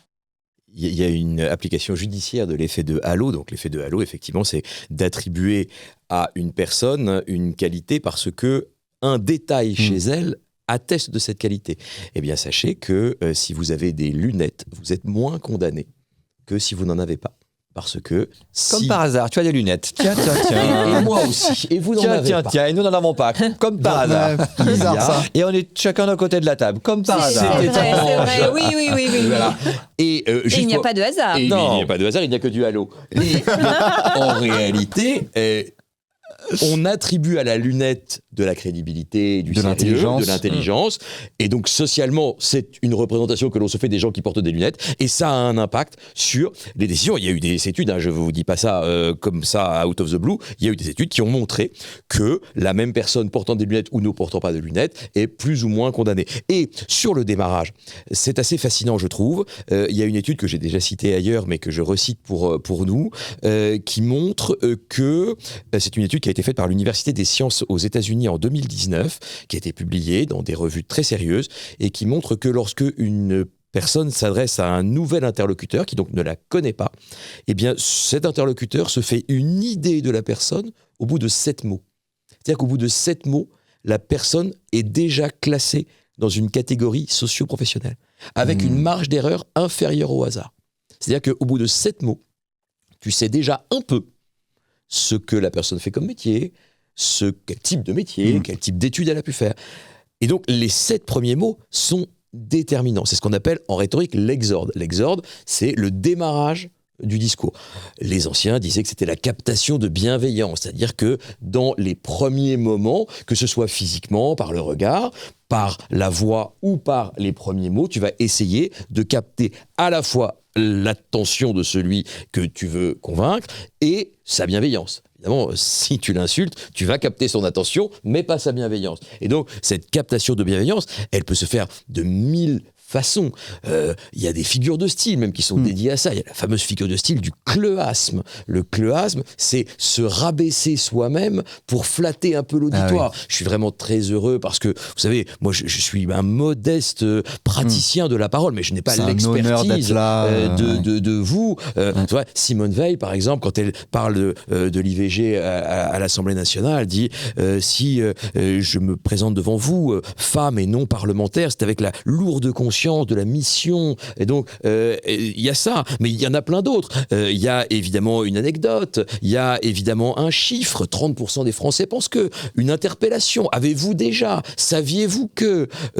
Une blague, si le contexte s'y prête. Un rebond. Nous, les avocats, c'est assez confortable parce qu'on parle toujours après quelqu'un.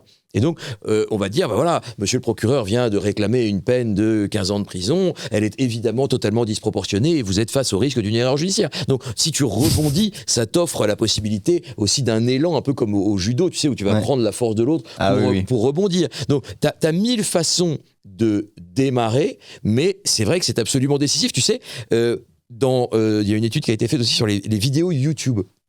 Quand une vidéo YouTube t'est présentée, que tu ne l'as pas demandé, mais que l'algorithme te la présente, eh bien, elle a une durée de vie de 8 secondes. C'est-à-dire que la première sortie d'autoroute, c'est 8 secondes. Les gens regardent 8 secondes. Et après, s'il regarde 8 secondes et qu'il passe les 8 secondes, là, la deuxième sortie, elle est un peu plus loin, vers 50 secondes. Et donc, en réalité, il faut dès les 8 premières secondes, parce qu'à 8 secondes, tu as une première sortie. Ouais, dans le métier, on appelle ça le hook. Voilà. Ouais. C'est-à-dire qu'on soigne son hook, donc le crochet, là, voilà, pour notamment sur tout ce qui est format court, sur Instagram, TikTok et compagnie. Là, on fait même pas le choix de cliquer. Donc là, pour le coup, c'est encore plus, faut que ce soit encore plus fort. Donc, et ça me fait penser à ta technique là, de répéter sa phrase, de préparer sa première phrase, une phrase simple sur laquelle je vais pas buter, parce que je sais qu'en fait, je vais être plus jugé. Enfin, ces 7 premiers mots-là vont avoir un impact. Qui va amener la suite. Tu voulais dire quelque chose, Laurent, je crois. Non, mais c'est intéressant sur l'effet de halo et le fait qu'effectivement, on construit le profil qu'on se fait de l'autre, parce que c'est rassurant, le cerveau commence à combler les vides. Moi, je me pose souvent une phrase, quand je commence une négociation, qu'est-ce que je sais sur lui que lui m'a dit ? Tout le reste, c'est potentiellement une interprétation. C'est peut-être vrai, mais c'est peut-être faux. Et le danger de l'interprétation, c'est justement d'aller très très vite dans le raccourci, d'avoir compris l'autre, alors qu'en fait, je peux être complètement à côté de la plaque. Donc j'attends que l'autre commence à parler, qu'est-ce que je sais sur lui que lui m'a dit ? Tout le reste, c'est potentiellement une interprétation. Est-ce qu'on peut se défendre face à ce biais-là quand il joue en notre défaveur ? Parce que l'effet de halo peut aussi jouer en notre défaveur. Par exemple, je sais pas, on va être mal habillé ou pour une raison ou une autre, on va se sentir mauvais, j'en sais rien. Bah, si tu arrives à prendre le contre-pied, moi je me rappelle d'un agent que j'avais dans ma section d'intervention avant notre raid, j'avais quelqu'un qui était acromégale. Acromégale, une grosse tête avec des grosses mains. Vous savez, c'est un peu requin dans James Bond. Et quand on arrivait sur les contrôles de police et que c'est lui qui avait la main, il faisait peur à tout le monde, même à nous parfois. Il faisait peur à tout le monde parce qu'il avait vraiment un physique très très particulier et il était plein d'humour. Il avait toujours une petite phrase pour détendre le truc. Il balançait une petite joke pour faire redescendre la pression. Donc il savait que l'effet de halo initial, il était très surprenant et il avait cette technique qui lui permettait de faire redescendre ça par un petit mot d'humour, tu vois, pour montrer à l'autre, voilà, ça va bien se passer. Et c'était un contre-pied qu'il arrivait à jouer. Mais toi, tu analyses les postures des gens et tout ? C'est mon métier en tant que synergologue. C'est ton métier, mais donc, c'est-à-dire que, est-ce que inconsciemment ou consciemment, là, par exemple, tu sais des choses sur nous. Là, on est déjà dans les cases depuis tout à l'heure. Hein, ça y est, j'ai fini mon livre. Est-ce que tu peux, par exemple, nous dire des choses que tu as vues et tu as observées chez nous ? Alors, oui, mais je vais juste recadrer parce que la question dont tu me poses, c'est la question qu'on me pose très souvent, et la synergologie n'est pas faite pour ça. Okay. La synergologie, et c'est là où il y a un lien entre nous trois. La synergologie, c'est basé sur le décryptage du langage corporel dans l'instant T. Okay. C'est-à-dire, on a parlé tout à l'heure d'authenticité, de relation, de prise de parole, de négociation. Moi, mon métier, c'est de faire qu'au départ, quand on se rencontre, je ne sais pas si tu vas te la péter, si tu vas être en retrait. Et moi, mon métier, c'est de pouvoir me positionner d'égal à égal. Et donc, de développer une vraie écoute active. Et de voir dans les échanges que l'on a, si à un moment donné, il y a une incohérence entre ce que ton corps vient de me montrer avant la verbalisation de la pensée. Donc les 1200 items que j'ai appris en synergologie me permettent de me dire, tiens là, il vient de me dire oui, mais il vient de se remettre en décalage derrière sa chaise, il y a un truc. Et forcément, comme il y a une résonance avec la verbalisation, eh bien, je vais rebondir par le questionnement dans l'instant T pour me dire, c'est marrant, tu viens de me parler de valeur et pourtant, je vois que dans ton ressenti, cette valeur-là est importante ou pas importante. Enfin, je n'ai pas le contexte. On passe et à tout autre à l'heure, chose. Avant qu'on commence, tu me disais que se croiser les bras, ça ne veut pas dire se renfermer. Ah oui, alors c'est un vrai combat. Et donc, je souhaite en parler à toute... Se gratter le nez, ça ne veut pas dire qu'on ment. Non, je souhaite en parler à toute la population. Arrêtez de me dire que ça, c'est j'ai les bras fermés. En synergologie, on a 3 temps forts. Et ça, c'est un élément qui est intéressant à regarder. J'ai regardé les loups-garous et dans le décryptage langage du corps, ou dans toute situation, c'est que la première des choses que je regarde, c'est la statue globale de ton corps. La statue globale de ton corps, c'est je vais voir si ton corps est détendu ou s'il y a, à un moment donné, tu vois, des éléments de tension. Okay. Et ensuite, et ça parle énormément. Pourquoi ? Parce que quand je suis à l'aise, tu vois, je vais avoir une ouverture au niveau des gestes, je vais avoir des épaules qui vont être détendues. Et ensuite, je vais regarder l'attitude intérieure. Savoir comment, si tu es en stress ou si tu es détendu. En mode stress, tu vas avoir une amplitude qui va être beaucoup moins grande. Tu vas avoir des gestes qui vont être beaucoup plus saccadés, des mains qui vont être peut-être un peu plus serrées, alors que si je suis détendue, donc cette attitude intérieure, elle va me permettre de me donner des éléments. Et ensuite, je vais arriver au 3e élément, qui sont les 1200 items que j'ai appris du bout des cheveux au bout des pieds, dont le croisement des bras. Je reviens sur le croisement des bras. Là, je croise les bras parce que je suis en mode confort. Et on sait très bien qu'en PNL, si je croise les bras, à un moment donné, si on est en phase, en écoute active, tu vas les croiser aussi. Si je les décroise, c'est marrant, mais je sais que tu vas les décroiser aussi. Un élément qui va me dire s'il y a une communication qui existe encore, c'est les mains. Et rappelez-vous ce que je viens de vous dire avant, la statue globale du corps, les éléments de tension. Je vais regarder, moi, tes poignets. Si je suis tendue et que j'ai pas envie de communiquer, tu vas avoir... mon corps va être cassé. Tu vois, je vais avoir et tu verras pas mes pouces ni mes mains. Là, il y a un problème de communication. Là, pas forcément. Et je vais regarder les tensions qu'il y a dans mes doigts. Là, tu vois qu'il n'y a pas de tension. Je suis forcément à l'aise. Et donc, le croisement des bras n'est pas lié à un manque de communication. Il peut être lié à une information que j'ai pas forcément envie de te dire, mais qui n'est pas forcément du mensonge, parce que j'ai envie de te protéger. Et donc, je retiens ma parole. Parce que les mains sont la continuité. Mais c'est pas forcément ça. Mais c'est pas forcément ça. Le seul élément contrôlant sur le croisement des bras, c'est souvent tes poignets vont être cassés, on verra pas tes mains et tu vas voir, tu vois, t'as pas la même chose si je fais ça que si je fais ça. Au même titre qu'en début d'entretien, la personne, elle va faire ça, on le voit sur des politiques en interview, on regarde pas assez l'ensemble du corps, il y a croisement de doigts où mes doigts sont à l'aise, où je suis en train de parler, je suis dans ma bulle, mais voilà, et puis il y a croisement de doigts comme ça. Donc ces éléments de tension du corps global sont vraiment une porte d'entrée intéressante et qui va aller avec la lecture par rapport au visage. En fait, ils te permettent de lire le stress de la personne plutôt que ses intentions ou quoi. C'est-à-dire que en fait, tu vas voir son état de stress. Mon métier, c'est d'aller chercher du non-dit. Du non-dit, on en a partout. Dans la négociation, on en a dans la vente, dans la communication, dans le recrutement, on en a partout du non-dit. Donc mon métier, ça n'est pas d'aller chercher le mensonge, parce que souvent, la réflexion qu'on me dit aussi, c'est « tu vas voir si je mens ». Mais moi, je suis pas là pour savoir si tu mens. Moi, je suis là... C'est pas possible, en vrai. Alors Est-ce déjà... que c'est possible? Tu peux voir les incongruences. Oui. Si quelqu'un te dit « j'ai pas peur » et que tu vois les activations musculaires de peur sur son visage, c'est quand même un indice qui te montre qu'il essaie peut-être de cacher son émotion. Mais il n'y a pas de signe universel de mensonge qui peut te dire il ment, sinon il y aurait des caméras qui seraient fixées dans les prétoires. Je pense que c'est l'occasion aussi de débunker ça. Parce on va faire sauter. Parce qu'il y a beaucoup il y a des trucs de spectacle où en fait on va utiliser tu regardes là, donc je sais que tu mens. Les eyes cues, les clés d'accès oculaire. Voilà. En PNL. Tout ça, c'est du pipeau, en vrai. Ça marche pas. Enfin, moi, je l'ai jamais. Chaque fois que j'ai essayé de tester, j'ai fait maître praticien en PNL il y a une vingtaine d'années, j'ai fait de l'hypnose ericksonienne. Il y a plein de techniques. Il y a des petits bouts qui fonctionnent, mais ces approches-là, je les ai jamais vérifiées. Dans ma pratique, j'ai jamais trouvé de signe universel qui dit là il ment, là il fait ci. L'humain, naturellement, a un potentiel de découvrir le mensonge à 54%.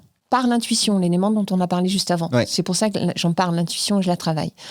La synergologie va pas te permettre de pas faire d'erreur. Va juste permettre d'augmenter de 15% ton potentiel, non pas de déceler le mensonge, mais de rendre le mensonge difficile à produire. Là, c'est une vraie valeur ajoutée. Pourquoi ? Parce que quand tu as décidé de mentir, tu t'es déjà mis dans un mental de menteur. Tu as mis le costume 3 pièces en disant « je ne dirai pas tout ». Et donc, du coup, c'est ce qu'on a dit aussi tout à l'heure, on va créer une surcharge cognitive qui va te permettre de te concentrer sur ce que tu veux dire et ce que tu ne veux pas dire. Et donc, moi, ma fonction, ou dans l'accompagnement, quand j'interviens dans les entreprises, c'est de pouvoir, observer cette incohérence entre le langage du corps et le langage verbal, pour pouvoir mettre le doigt sur la base de la communication. Tout ce qu'on a parlé avant, la base de la communication, c'est l'art du questionnement. Donc moi, mon métier, ça va être de travailler l'art du questionnement, et un questionnement émotionnel, pour te ramener dans l'instant, dans l'émotion que ton corps est en train de vivre, pour t'amener à dire des choses que tu n'avais pas envie de dire. T'as vu, j'ai encore pas parlé du mensonge là. Et l'expression de ce non-dit va peut-être à un moment donné me permettre de mettre le doigt sur un mensonge. Donc il y a tout un parcours avant d'arriver sur le mensonge. Donc moi, mon métier n'est pas de savoir si tu me dis la vérité ou pas. C'est de pouvoir créer une relation authentique, de voir l'incohérence et de pouvoir aller chercher Pourquoi tu ne m'as pas dit ça? Parce que ton corps vient de me le montrer. Je suis désolé, je crois que j'ai un doute, je suis pas sûr d'avoir compris. C'est-à-dire que comment t'arrives à me faire dire des trucs que j'avais pas prévu de dire? Parce que je vais te ramener dans l'émotion de l'instant. On est en train de discuter de ta soirée d'hier. Ouais. Et c'est un exercice que je fais souvent. C'est rappelez-vous de votre soirée d'hier. Ouais. Je vois tout de suite dans ton cerveau, tu es en train de voir l'image où tu étais hier soir. Oui, tout à fait. On est d'accord? Donc moi, je vais te poser des questions sur ce que tu as fait hier soir. Ouais. Ces questions, elles vont être centrées sur l'ambiance, qui était assis à ta droite, à ta gauche, comment tu étais habillé, de quoi on a discuté, qu'est-ce que vous avez mangé. Je vais poser plein de choses comme ça. Ouais. Et à un moment donné, je vais voir qu'il y a un décalage. Ok. Ton corps va m'exprimer qu'il y a du non-dit. Et je me dis, tiens, c'est marrant, il y a un décalage. Donc, je vais reposer une question émotionnelle sur un des éléments qui va me permettre de faire dire des choses que tu n'avais pas forcément envie de me dire. Dans la police... Ça permet de creuser plus le point où tu sens de qu'il te y a remettre dans il y a une l'émotion. tension, quoi. Oui. Il y a un indice qui montre que ce sujet-là, c'est intéressant d'aller chercher. Tu présentes ta nouvelle organisation à ton équipe, on va tout réorganiser, on va tout revoir, on va changer de studio, on va tout refaire. Et puis tu as quelqu'un face à toi, tu sens qu'il y a une... Tu dis ouais, c'est super, je suis très content. Mais tu sens qu'il y a une petite incongruence. Tu perçois, ton cerveau perçoit, comme tu dis, on perçoit naturellement assez facilement les émotions. Tu perçois qu'il y a peut-être un petit peu de peur, mais qui n'est pas exprimée. L'intérêt, c'est justement d'aller appuyer là-dessus. D'accord, c'est super intéressant, mais qu'est-ce qui t'inquiète dans la nouvelle organisation? Là, tu peux aller directement. Ou qu'est-ce qui te fait peur? Attends, là, tu fais tes 3 questions, tes techniques des 3 questions? Non, là, c'est encore autre chose. Ok. Je vais aller chercher l'émotion, je vais essayer de valider le fait que j'ai perçu une incongruence quand tu me dis que tout va bien et que tu n'as pas peur, mais que peut-être ton visage me laisse passer des informations contraires. Je peux ensuite te modaliser, je peux atténuer. Qu'est-ce qui devrait nous inquiéter? Qu'est-ce qui pourrait nous inquiéter? On devrait s'inquiéter de quoi? Donc, avec plein de phrases différentes, ce que je veux chercher, c'est est-ce que tu as peur de ce qui est en train de se passer? Parce que mobiliser quelqu'un qui a peur du changement, ça commence d'abord par neutraliser son émotion, faire en sorte que son émotion, il l'accepte. Et après, tu vas me rassurer. Pas forcément te rassurer. Parce que si je te rassure en disant n'aie pas peur, c'est antipathique. Antipathos, je t'interdis d'avoir une émotion légitime. Ok. Tu as peur du changement, donc je dois accepter cette peur. Je peux même m'inclure. Tu sais, moi aussi, il y a des choses qui m'inquiètent dans la nouvelle organisation. Peut-être qu'il y a des choses qu'on ne va pas forcément réussir. Je peux aussi m'inclure pour t'autoriser le droit d'exprimer cette émotion. Il y a aussi peut-être dans l'écoute active quelque chose qui est aller chercher derrière ce que l'on te dit, ce que l'on ne te dit pas, mais que l'on voudrait te dire. Exactement. Si tu t'arrêtes au premier message, en fait, t'es passé à côté. C'est que quelqu'un vient te voir et te dit je veux plus travailler dans cette matière-là, en fait, ça m'intéresse pas. Tu veux pas travailler dans cette matière-là, d'accord, mais ok, j'ai une solution, c'est ok, je change de matière. Ok, je faisais du droit pénal, je suis du droit civil, très bien. Mais en fait, ça n'a pas résolu le problème parce qu'en réalité, ce qu'elle veut me dire, c'est qu'elle veut pas travailler avec telle personne. Et donc, en réalité, si je m'arrête au premier qui est le plus facile pour elle, je veux plus faire du droit pénal. Bon, bah ça, je suis pas de problème. Moi, je fais du droit civil, ça, c'est une réorganisation. Mais si, en fait, l'idée, c'est je veux plus travailler avec cette personne, ou je veux plus travailler dans ce lieu, ou je veux plus travailler à cet horaire, ou j'ai un problème personnel. Mais en fait, c'est qu'est-ce que tu vas aller chercher derrière ce que l'on te dit en première intention, ce qui te coûte pas, de dire je veux plus faire cette matière, vers aller chercher par des techniques de reformulation, de miroir, etc., ce que la personne ne t'a pas dit en première intention, mais en réalité c'est ça qu'elle est venue te dire, mais elle va pas te le dire. Il faut aller le chercher. Si tu t'arrêtes à la porte, bah tu t'arrêtes à la porte et t'as loupé la pièce. Ce qui te demande l'effort de faire ça. Parce que quelqu'un qui te dit je veux plus faire cette matière-là, tu dis ok, très bien, on passe à autre chose. T'as réglé le problème pour toi. T'as pas fait l'effort d'aller vers l'autre. L'effort d'altérité, c'est de percevoir qu'elle te dit ça, mais il y a peut-être autre chose. Et c'est d'aller gratter, chercher. Et peut-être mettre à vif quelque chose qui la met en souffrance. Mais l'effort de cette altérité, il est important parce que dans la durée, c'est ça qui fonctionne. Est-ce que le meilleur argument, c'est l'argument logique? Est-ce que, en fait, si je suis logique, je gagne l'argumentation, le débat, est-ce que c'est la logique qui prime? Et la question derrière aussi, c'est du coup, c'est quoi gagner? Alors pour nous, gagner, c'est gagner un procès. Hein, oui, c'est assez simple. Hein, pour moi, j'ai un résultat à la fin. Hein, donc, alors, en réalité, d'ailleurs, les juristes ne sont pas que des juristes de contentieux. Il y a des gens qui négocient, il y a des gens qui rédigent des contrats, qui transigent, etc. Et donc, on peut aussi avoir une transaction qui permet à tout le monde de sortir vers le haut d'une situation conflictuelle ou contentieuse. Mais dans ma pratique, elle est plutôt de nature contentieuse. Donc, à la fin, globalement, il y en a quand même un qui gagne et un qui perd, même s'il y a des solutions intermédiaires et médianes. Donc, pour moi, dans ma pratique, il y a évidemment des arguments rationnels et des arguments irrationnels. Il y a des arguments rationnels qui sont les règles de droit, les valeurs, les principes juridiques, et puis il y a toute l'épaisseur humaine Parce que la grande question, c'est pas ça vaut combien. La justice, c'est pas un guichet automatique. T'as fait ça, c'est tant. En réalité, entre la loi et son application, il y a tout l'interstice pour l'argument irrationnel, l'épaisseur humaine, la chair d'un contexte, et le même fait commis par deux personnes différentes sera puni, et c'est normal, de façon tout à fait différente. Donc le rôle aussi des avocats, c'est de faire percevoir au juge cette distance entre l'application brutale de la loi et la situation de l'espèce qui justifie qu'on personnalise la peine, puisque notre droit repose sur la personnalisation de la peine. C'est-à-dire qu'une peine doit être adaptée à la personnalité de l'auteur. Après, sur l'argument rationnel, les Grecs savaient ça déjà, ça repose sur deux jambes, c'est une idée et une preuve. Donc, quand vous argumentez, si je dis de quelqu'un « Cyrus, il est gentil », personne ne vous croit.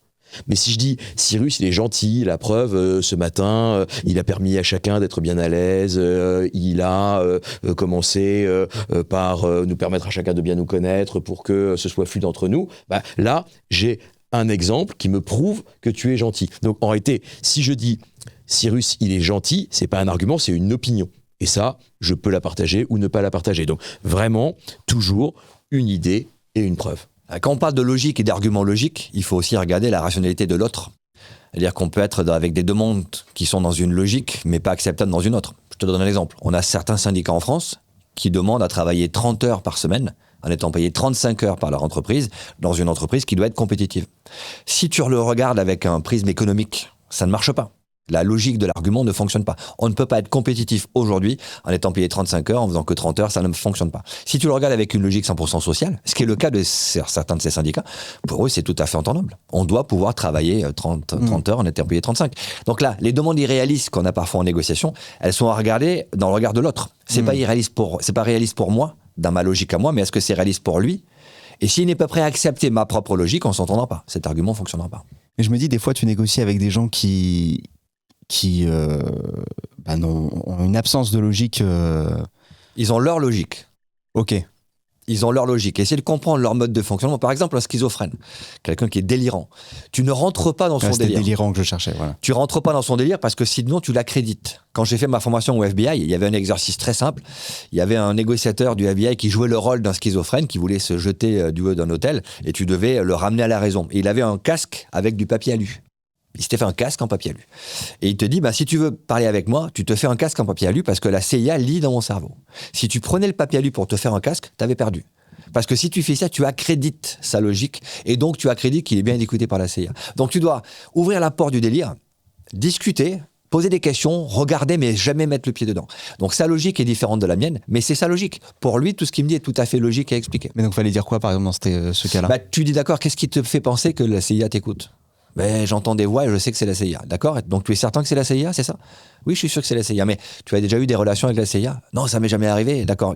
Pourquoi tu penses que la CIA t'écoute ? Je dis pas que la CIA l'écoute. J'essaie juste de comprendre pourquoi il est dans ce délire.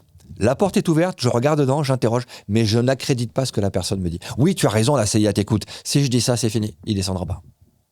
Donc sortir de sa propre logique, c'est parfois pas simple, mais c'est aussi comprendre que ma logique, je l'accepte, je la connais, et celle de l'autre peut être différente. Mais en faisant ça, du coup, on parle du fait que la CIA t'écoute, mais on parle pas du vrai truc. On parle du fait que j'essaie de comprendre pourquoi ils pensent que la CIA l'écoute. Okay. Mais parce que j'ai des informations. Vous avez des informations ? D'accord, mais sur quoi ? Sur des projets que j'ai menés par le passé. D'accord, vous avez mené des projets, vous étiez responsable de quelque chose d'important ? Absolument, j'étais quelqu'un d'important. Ah, et vous avez les sentiments que vous ne l'êtes plus ? Oui, j'ai perdu cette importance et aujourd'hui, je suis discrédité. Ah, je sens beaucoup de colère quand vous me dites ça. Vous pensez que les gens vous discréditent ? Qu'est-ce que je suis en train de faire ? Je tire la ficelle. Ouais. Je parle plus de la CIA. Je parle juste de ce que la personne ressent au moment où je lui parle. Ok, donc en fait, ton but là, c'est de devenir son pote, un peu ? Pas son pote, c'est de comprendre ce que lui m'exprime sans le juger et sans le passer au filtre de ma propre logique à moi. J'essaie juste de comprendre ce qu'il m'explique et pourquoi il se retrouve là. Et comment tu fais pour qu'il saute pas alors ? Comment on arrive à ça ? Déjà, quand tu arrives à entendre quelqu'un, beaucoup de gens vont s'exprimer pour être écoutés, pas forcément pour être compris. Moi, j'ai fait face à pas mal de forcenés qui voulaient juste qu'on les écoute. Et cette phrase, la verbalisation de l'émotion, vous savez, je peux pas comprendre ce que vous ressentez parce que je suis pas à votre place, mais dans ce que vous me dites, je sens qu'il y a beaucoup de détresse. Si c'est la détresse qui fait fonctionner, t'es peut-être le premier à mettre le bon mot sur la bonne émotion. Et rien que ça, tu viens de créer la relation. Et ça suffit dans beaucoup de cas pour faire redescendre la pression. Juste pour rebondir sur ce que tu dis, ce qui me ramène vraiment à des dossiers où, par exemple, il y a toujours dans une instruction pénale, il y a un juge d'instruction et puis après, il y a une juridiction de jugement. Donc, il y a d'abord une sorte d'enquête qui est menée parfois par un juge et puis ensuite vient la phase du jugement. Et je me souviens d'un jeune juge d'instruction et ça marchait pas avec le mise en examen. Ils n'avaient pas confiance. Et elle était brutale, elle était assertive au sens vraiment, elle l'écoutait pas, elle le jugeait, elle le rabrouait en permanence, même si parfois, effectivement, il disait n'importe quoi, mais elle faisait pas le pas vers lui. Et donc, le type s'est fermé comme une huître et l'instruction a été totalement inutile. Il n'a rien dit. On est arrivé devant la cour d'assises avec une autre présidente qui a changé de comportement à son égard et le mec a tout déballé. Parce qu'en fait, ton interlocuteur aussi est la garantie que tu vas pouvoir t'ouvrir. Il faut bien comprendre qu'en réalité, personne n'est réductible à son crime. La grande leçon de 25 ans d'exercice de la profession, c'est que en réalité, la question du passage à l'acte, elle se pose pour chacun d'entre nous. Entre quelqu'un qui passe pas à l'acte et quelqu'un qui passe à l'acte, il n'y a pas beaucoup de différence. Chacun de nous maîtrise plus ou moins bien ses névroses et maîtrise plus ou moins bien avec un surmoi plus ou moins efficace. Mais en réalité, le passage à l'acte, chacun de nous en est capable. Et donc, il n'y a pas beaucoup de différence. Et on n'est pas réductible non plus à son acte. C'est quelqu'un qui fait quelque chose. Mais c'est pour ça qu'on dit « Ah, tu défends le crime ». Non, je défends des gens qui peuvent ou non avoir commis. Je ne dis pas que c'est bien de voler. Personne ne dit que c'est bien de voler. Mais je dis que je défends une personne qui est poursuivi pour avoir volé. Et donc, c'est dans cette relation-là, et je me souviens très bien de cette présidente qui avait éclairé le dossier, qui était renfermée depuis des années, et qui, parce qu'elle a eu moins de préjugement, parce qu'elle avait un peu plus d'expérience, on en revient à la question des cheveux blancs, elle avait plus d'humanité, et donc cette humanité a surgi dans la salle d'audience. Avec la barbe, ça marche aussi? Ça marche. Ah bah alors là, moi j'ai 54 ans, je négocie mieux à 54 ans qu'à 25 ans. Avant qu'on se quitte, je voulais juste voir quelques cas particuliers. Il y en a notamment un qui est revenu souvent dans les questions, c'est comment on fait pour discuter avec son patron de son salaire. Genre la négociation avec son patron pour son salaire. Est-ce qu'il y a des conseils particuliers Tu as une heure devant toi. Il faut être clair sur son enjeu. Je demande une augmentation de salaire, qu'est-ce que je veux? Je veux de l'argent à la fin du mois, je veux une prime de résultat, je veux que mon ego soit satisfait, je veux de la reconnaissance. Il faut analyser un rapport de force. Si je fais un job où que je suis seul à faire dans la boîte, j'ai quand même un pouvoir, une relation de pouvoir qui est plutôt favorable. Si je fais un job où il y a 50 personnes qui savent faire et en plus je suis pas le meilleur, mon rapport de force est moins efficace. Quel est l'intérêt de mon patron à m'augmenter? C'est me garder, c'est me motiver, c'est m'engager, c'est peut-être de pas faire un exemple que d'autres pourraient suivre. Quel est notre objectif commun?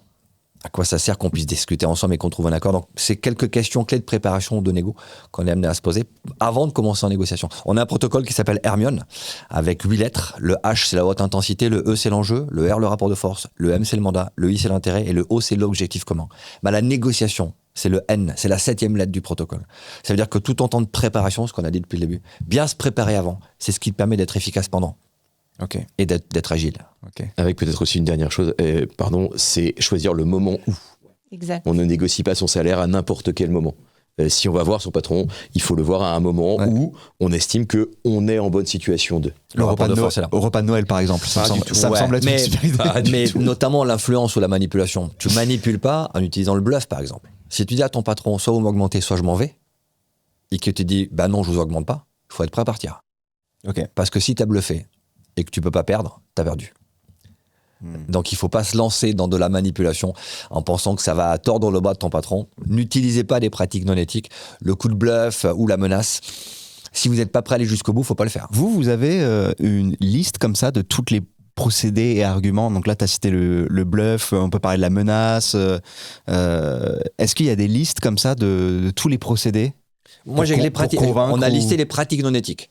Moi, je prends de la négociation éthique, donc on connaît les pratiques non éthiques pour les neutraliser. La menace, l'ultimatum, l'effet détritus, l'effet Colombo, l'effet Monsieur Plus, qui sont des effets qu'on utilise ou des méthodes qu'on utilise en négociation.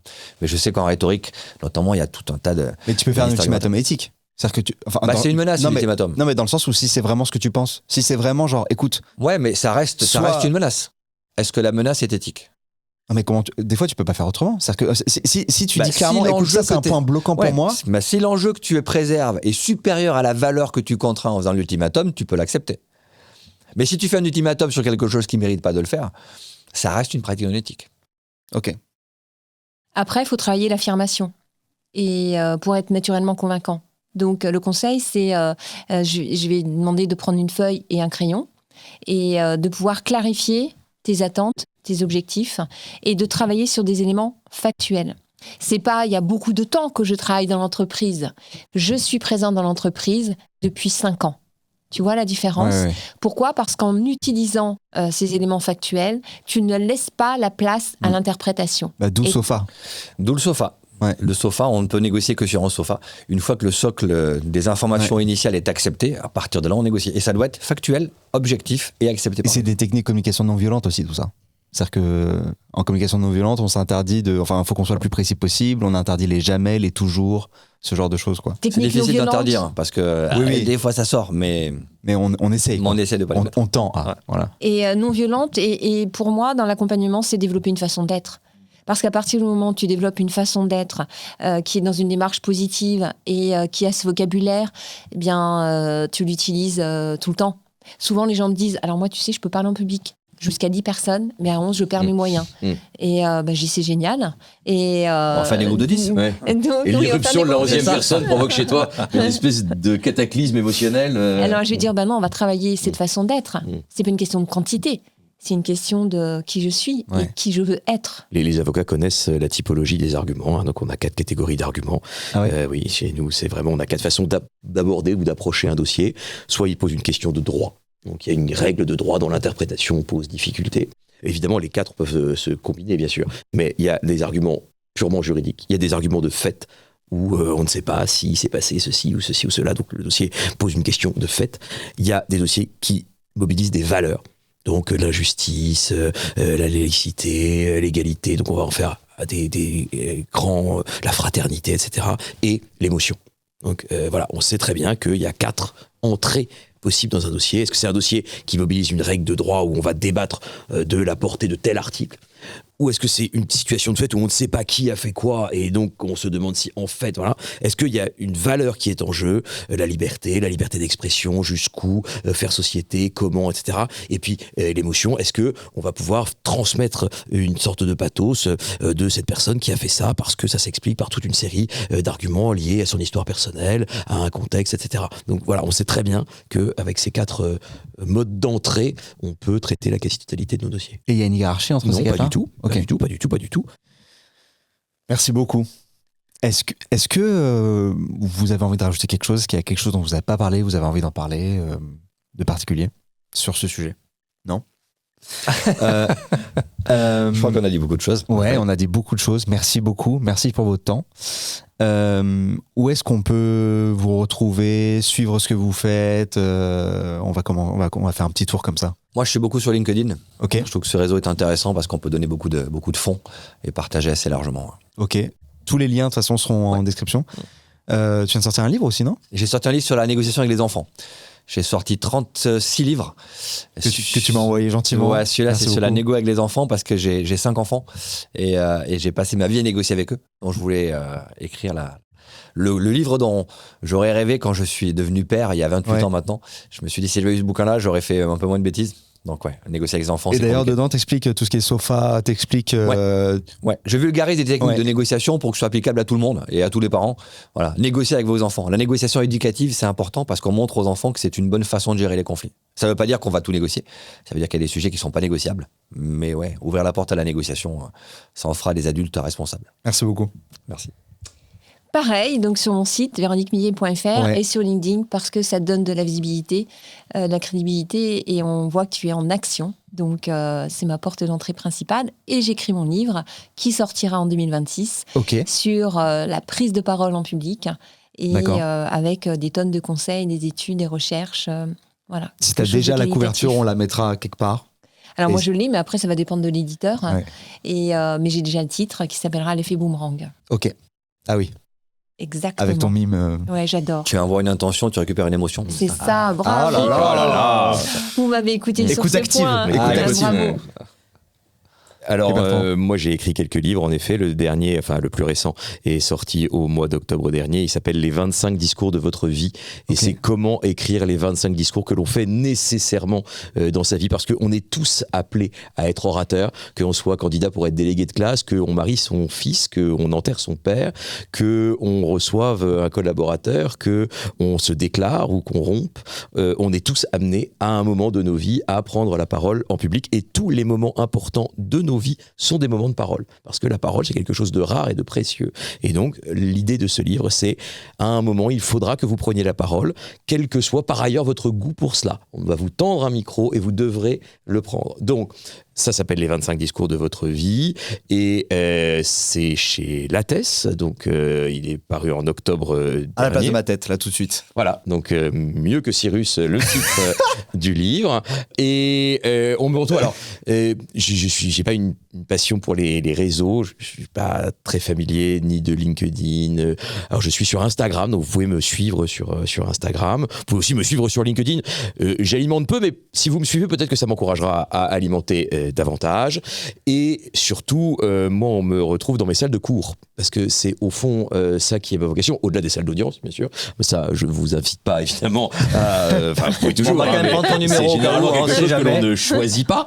Mais si ça vous arrive évidemment et que vous avez un pourvoi en cassation, je suis toujours là pour vous. Mais indépendamment de ça, j'enseigne. Donc là, je vais reprendre ma 15e, je crois, saison à Eloquentia en Seine-Saint-Denis, qui est donc un programme d'égalité des chances autour de la prise de parole où on permet à des jeunes gens de quartiers parfois un peu stigmatisés ou difficiles de s'émanciper par la prise de parole en public et de faire en sorte que la parole soit un marqueur favorable pour eux et non pas un marqueur défavorable. Et j'enseigne donc également à Sciences Po. Donc voilà, mon enseignement, c'est aussi quelque chose d'important pour moi, c'est ma transmission. Et donc voilà, les deux piliers de mon existence, c'est défendre et transmettre. J'adore. Merci de nous avoir donné la parole en tout cas. Merci, à toi. C'était une Merci. super On ne se rencontre. connaissait pas, mais je crois que Non, ça a été un bon mais échange. ouais. Peut-être le point de départ de C'était quelque chose. sympa. Mais oui, Ouais, avec c'était grand cool. Ouais, plaisir. c'était sympa. Merci beaucoup. Merci à toi. Merci. Merci. Et ciao.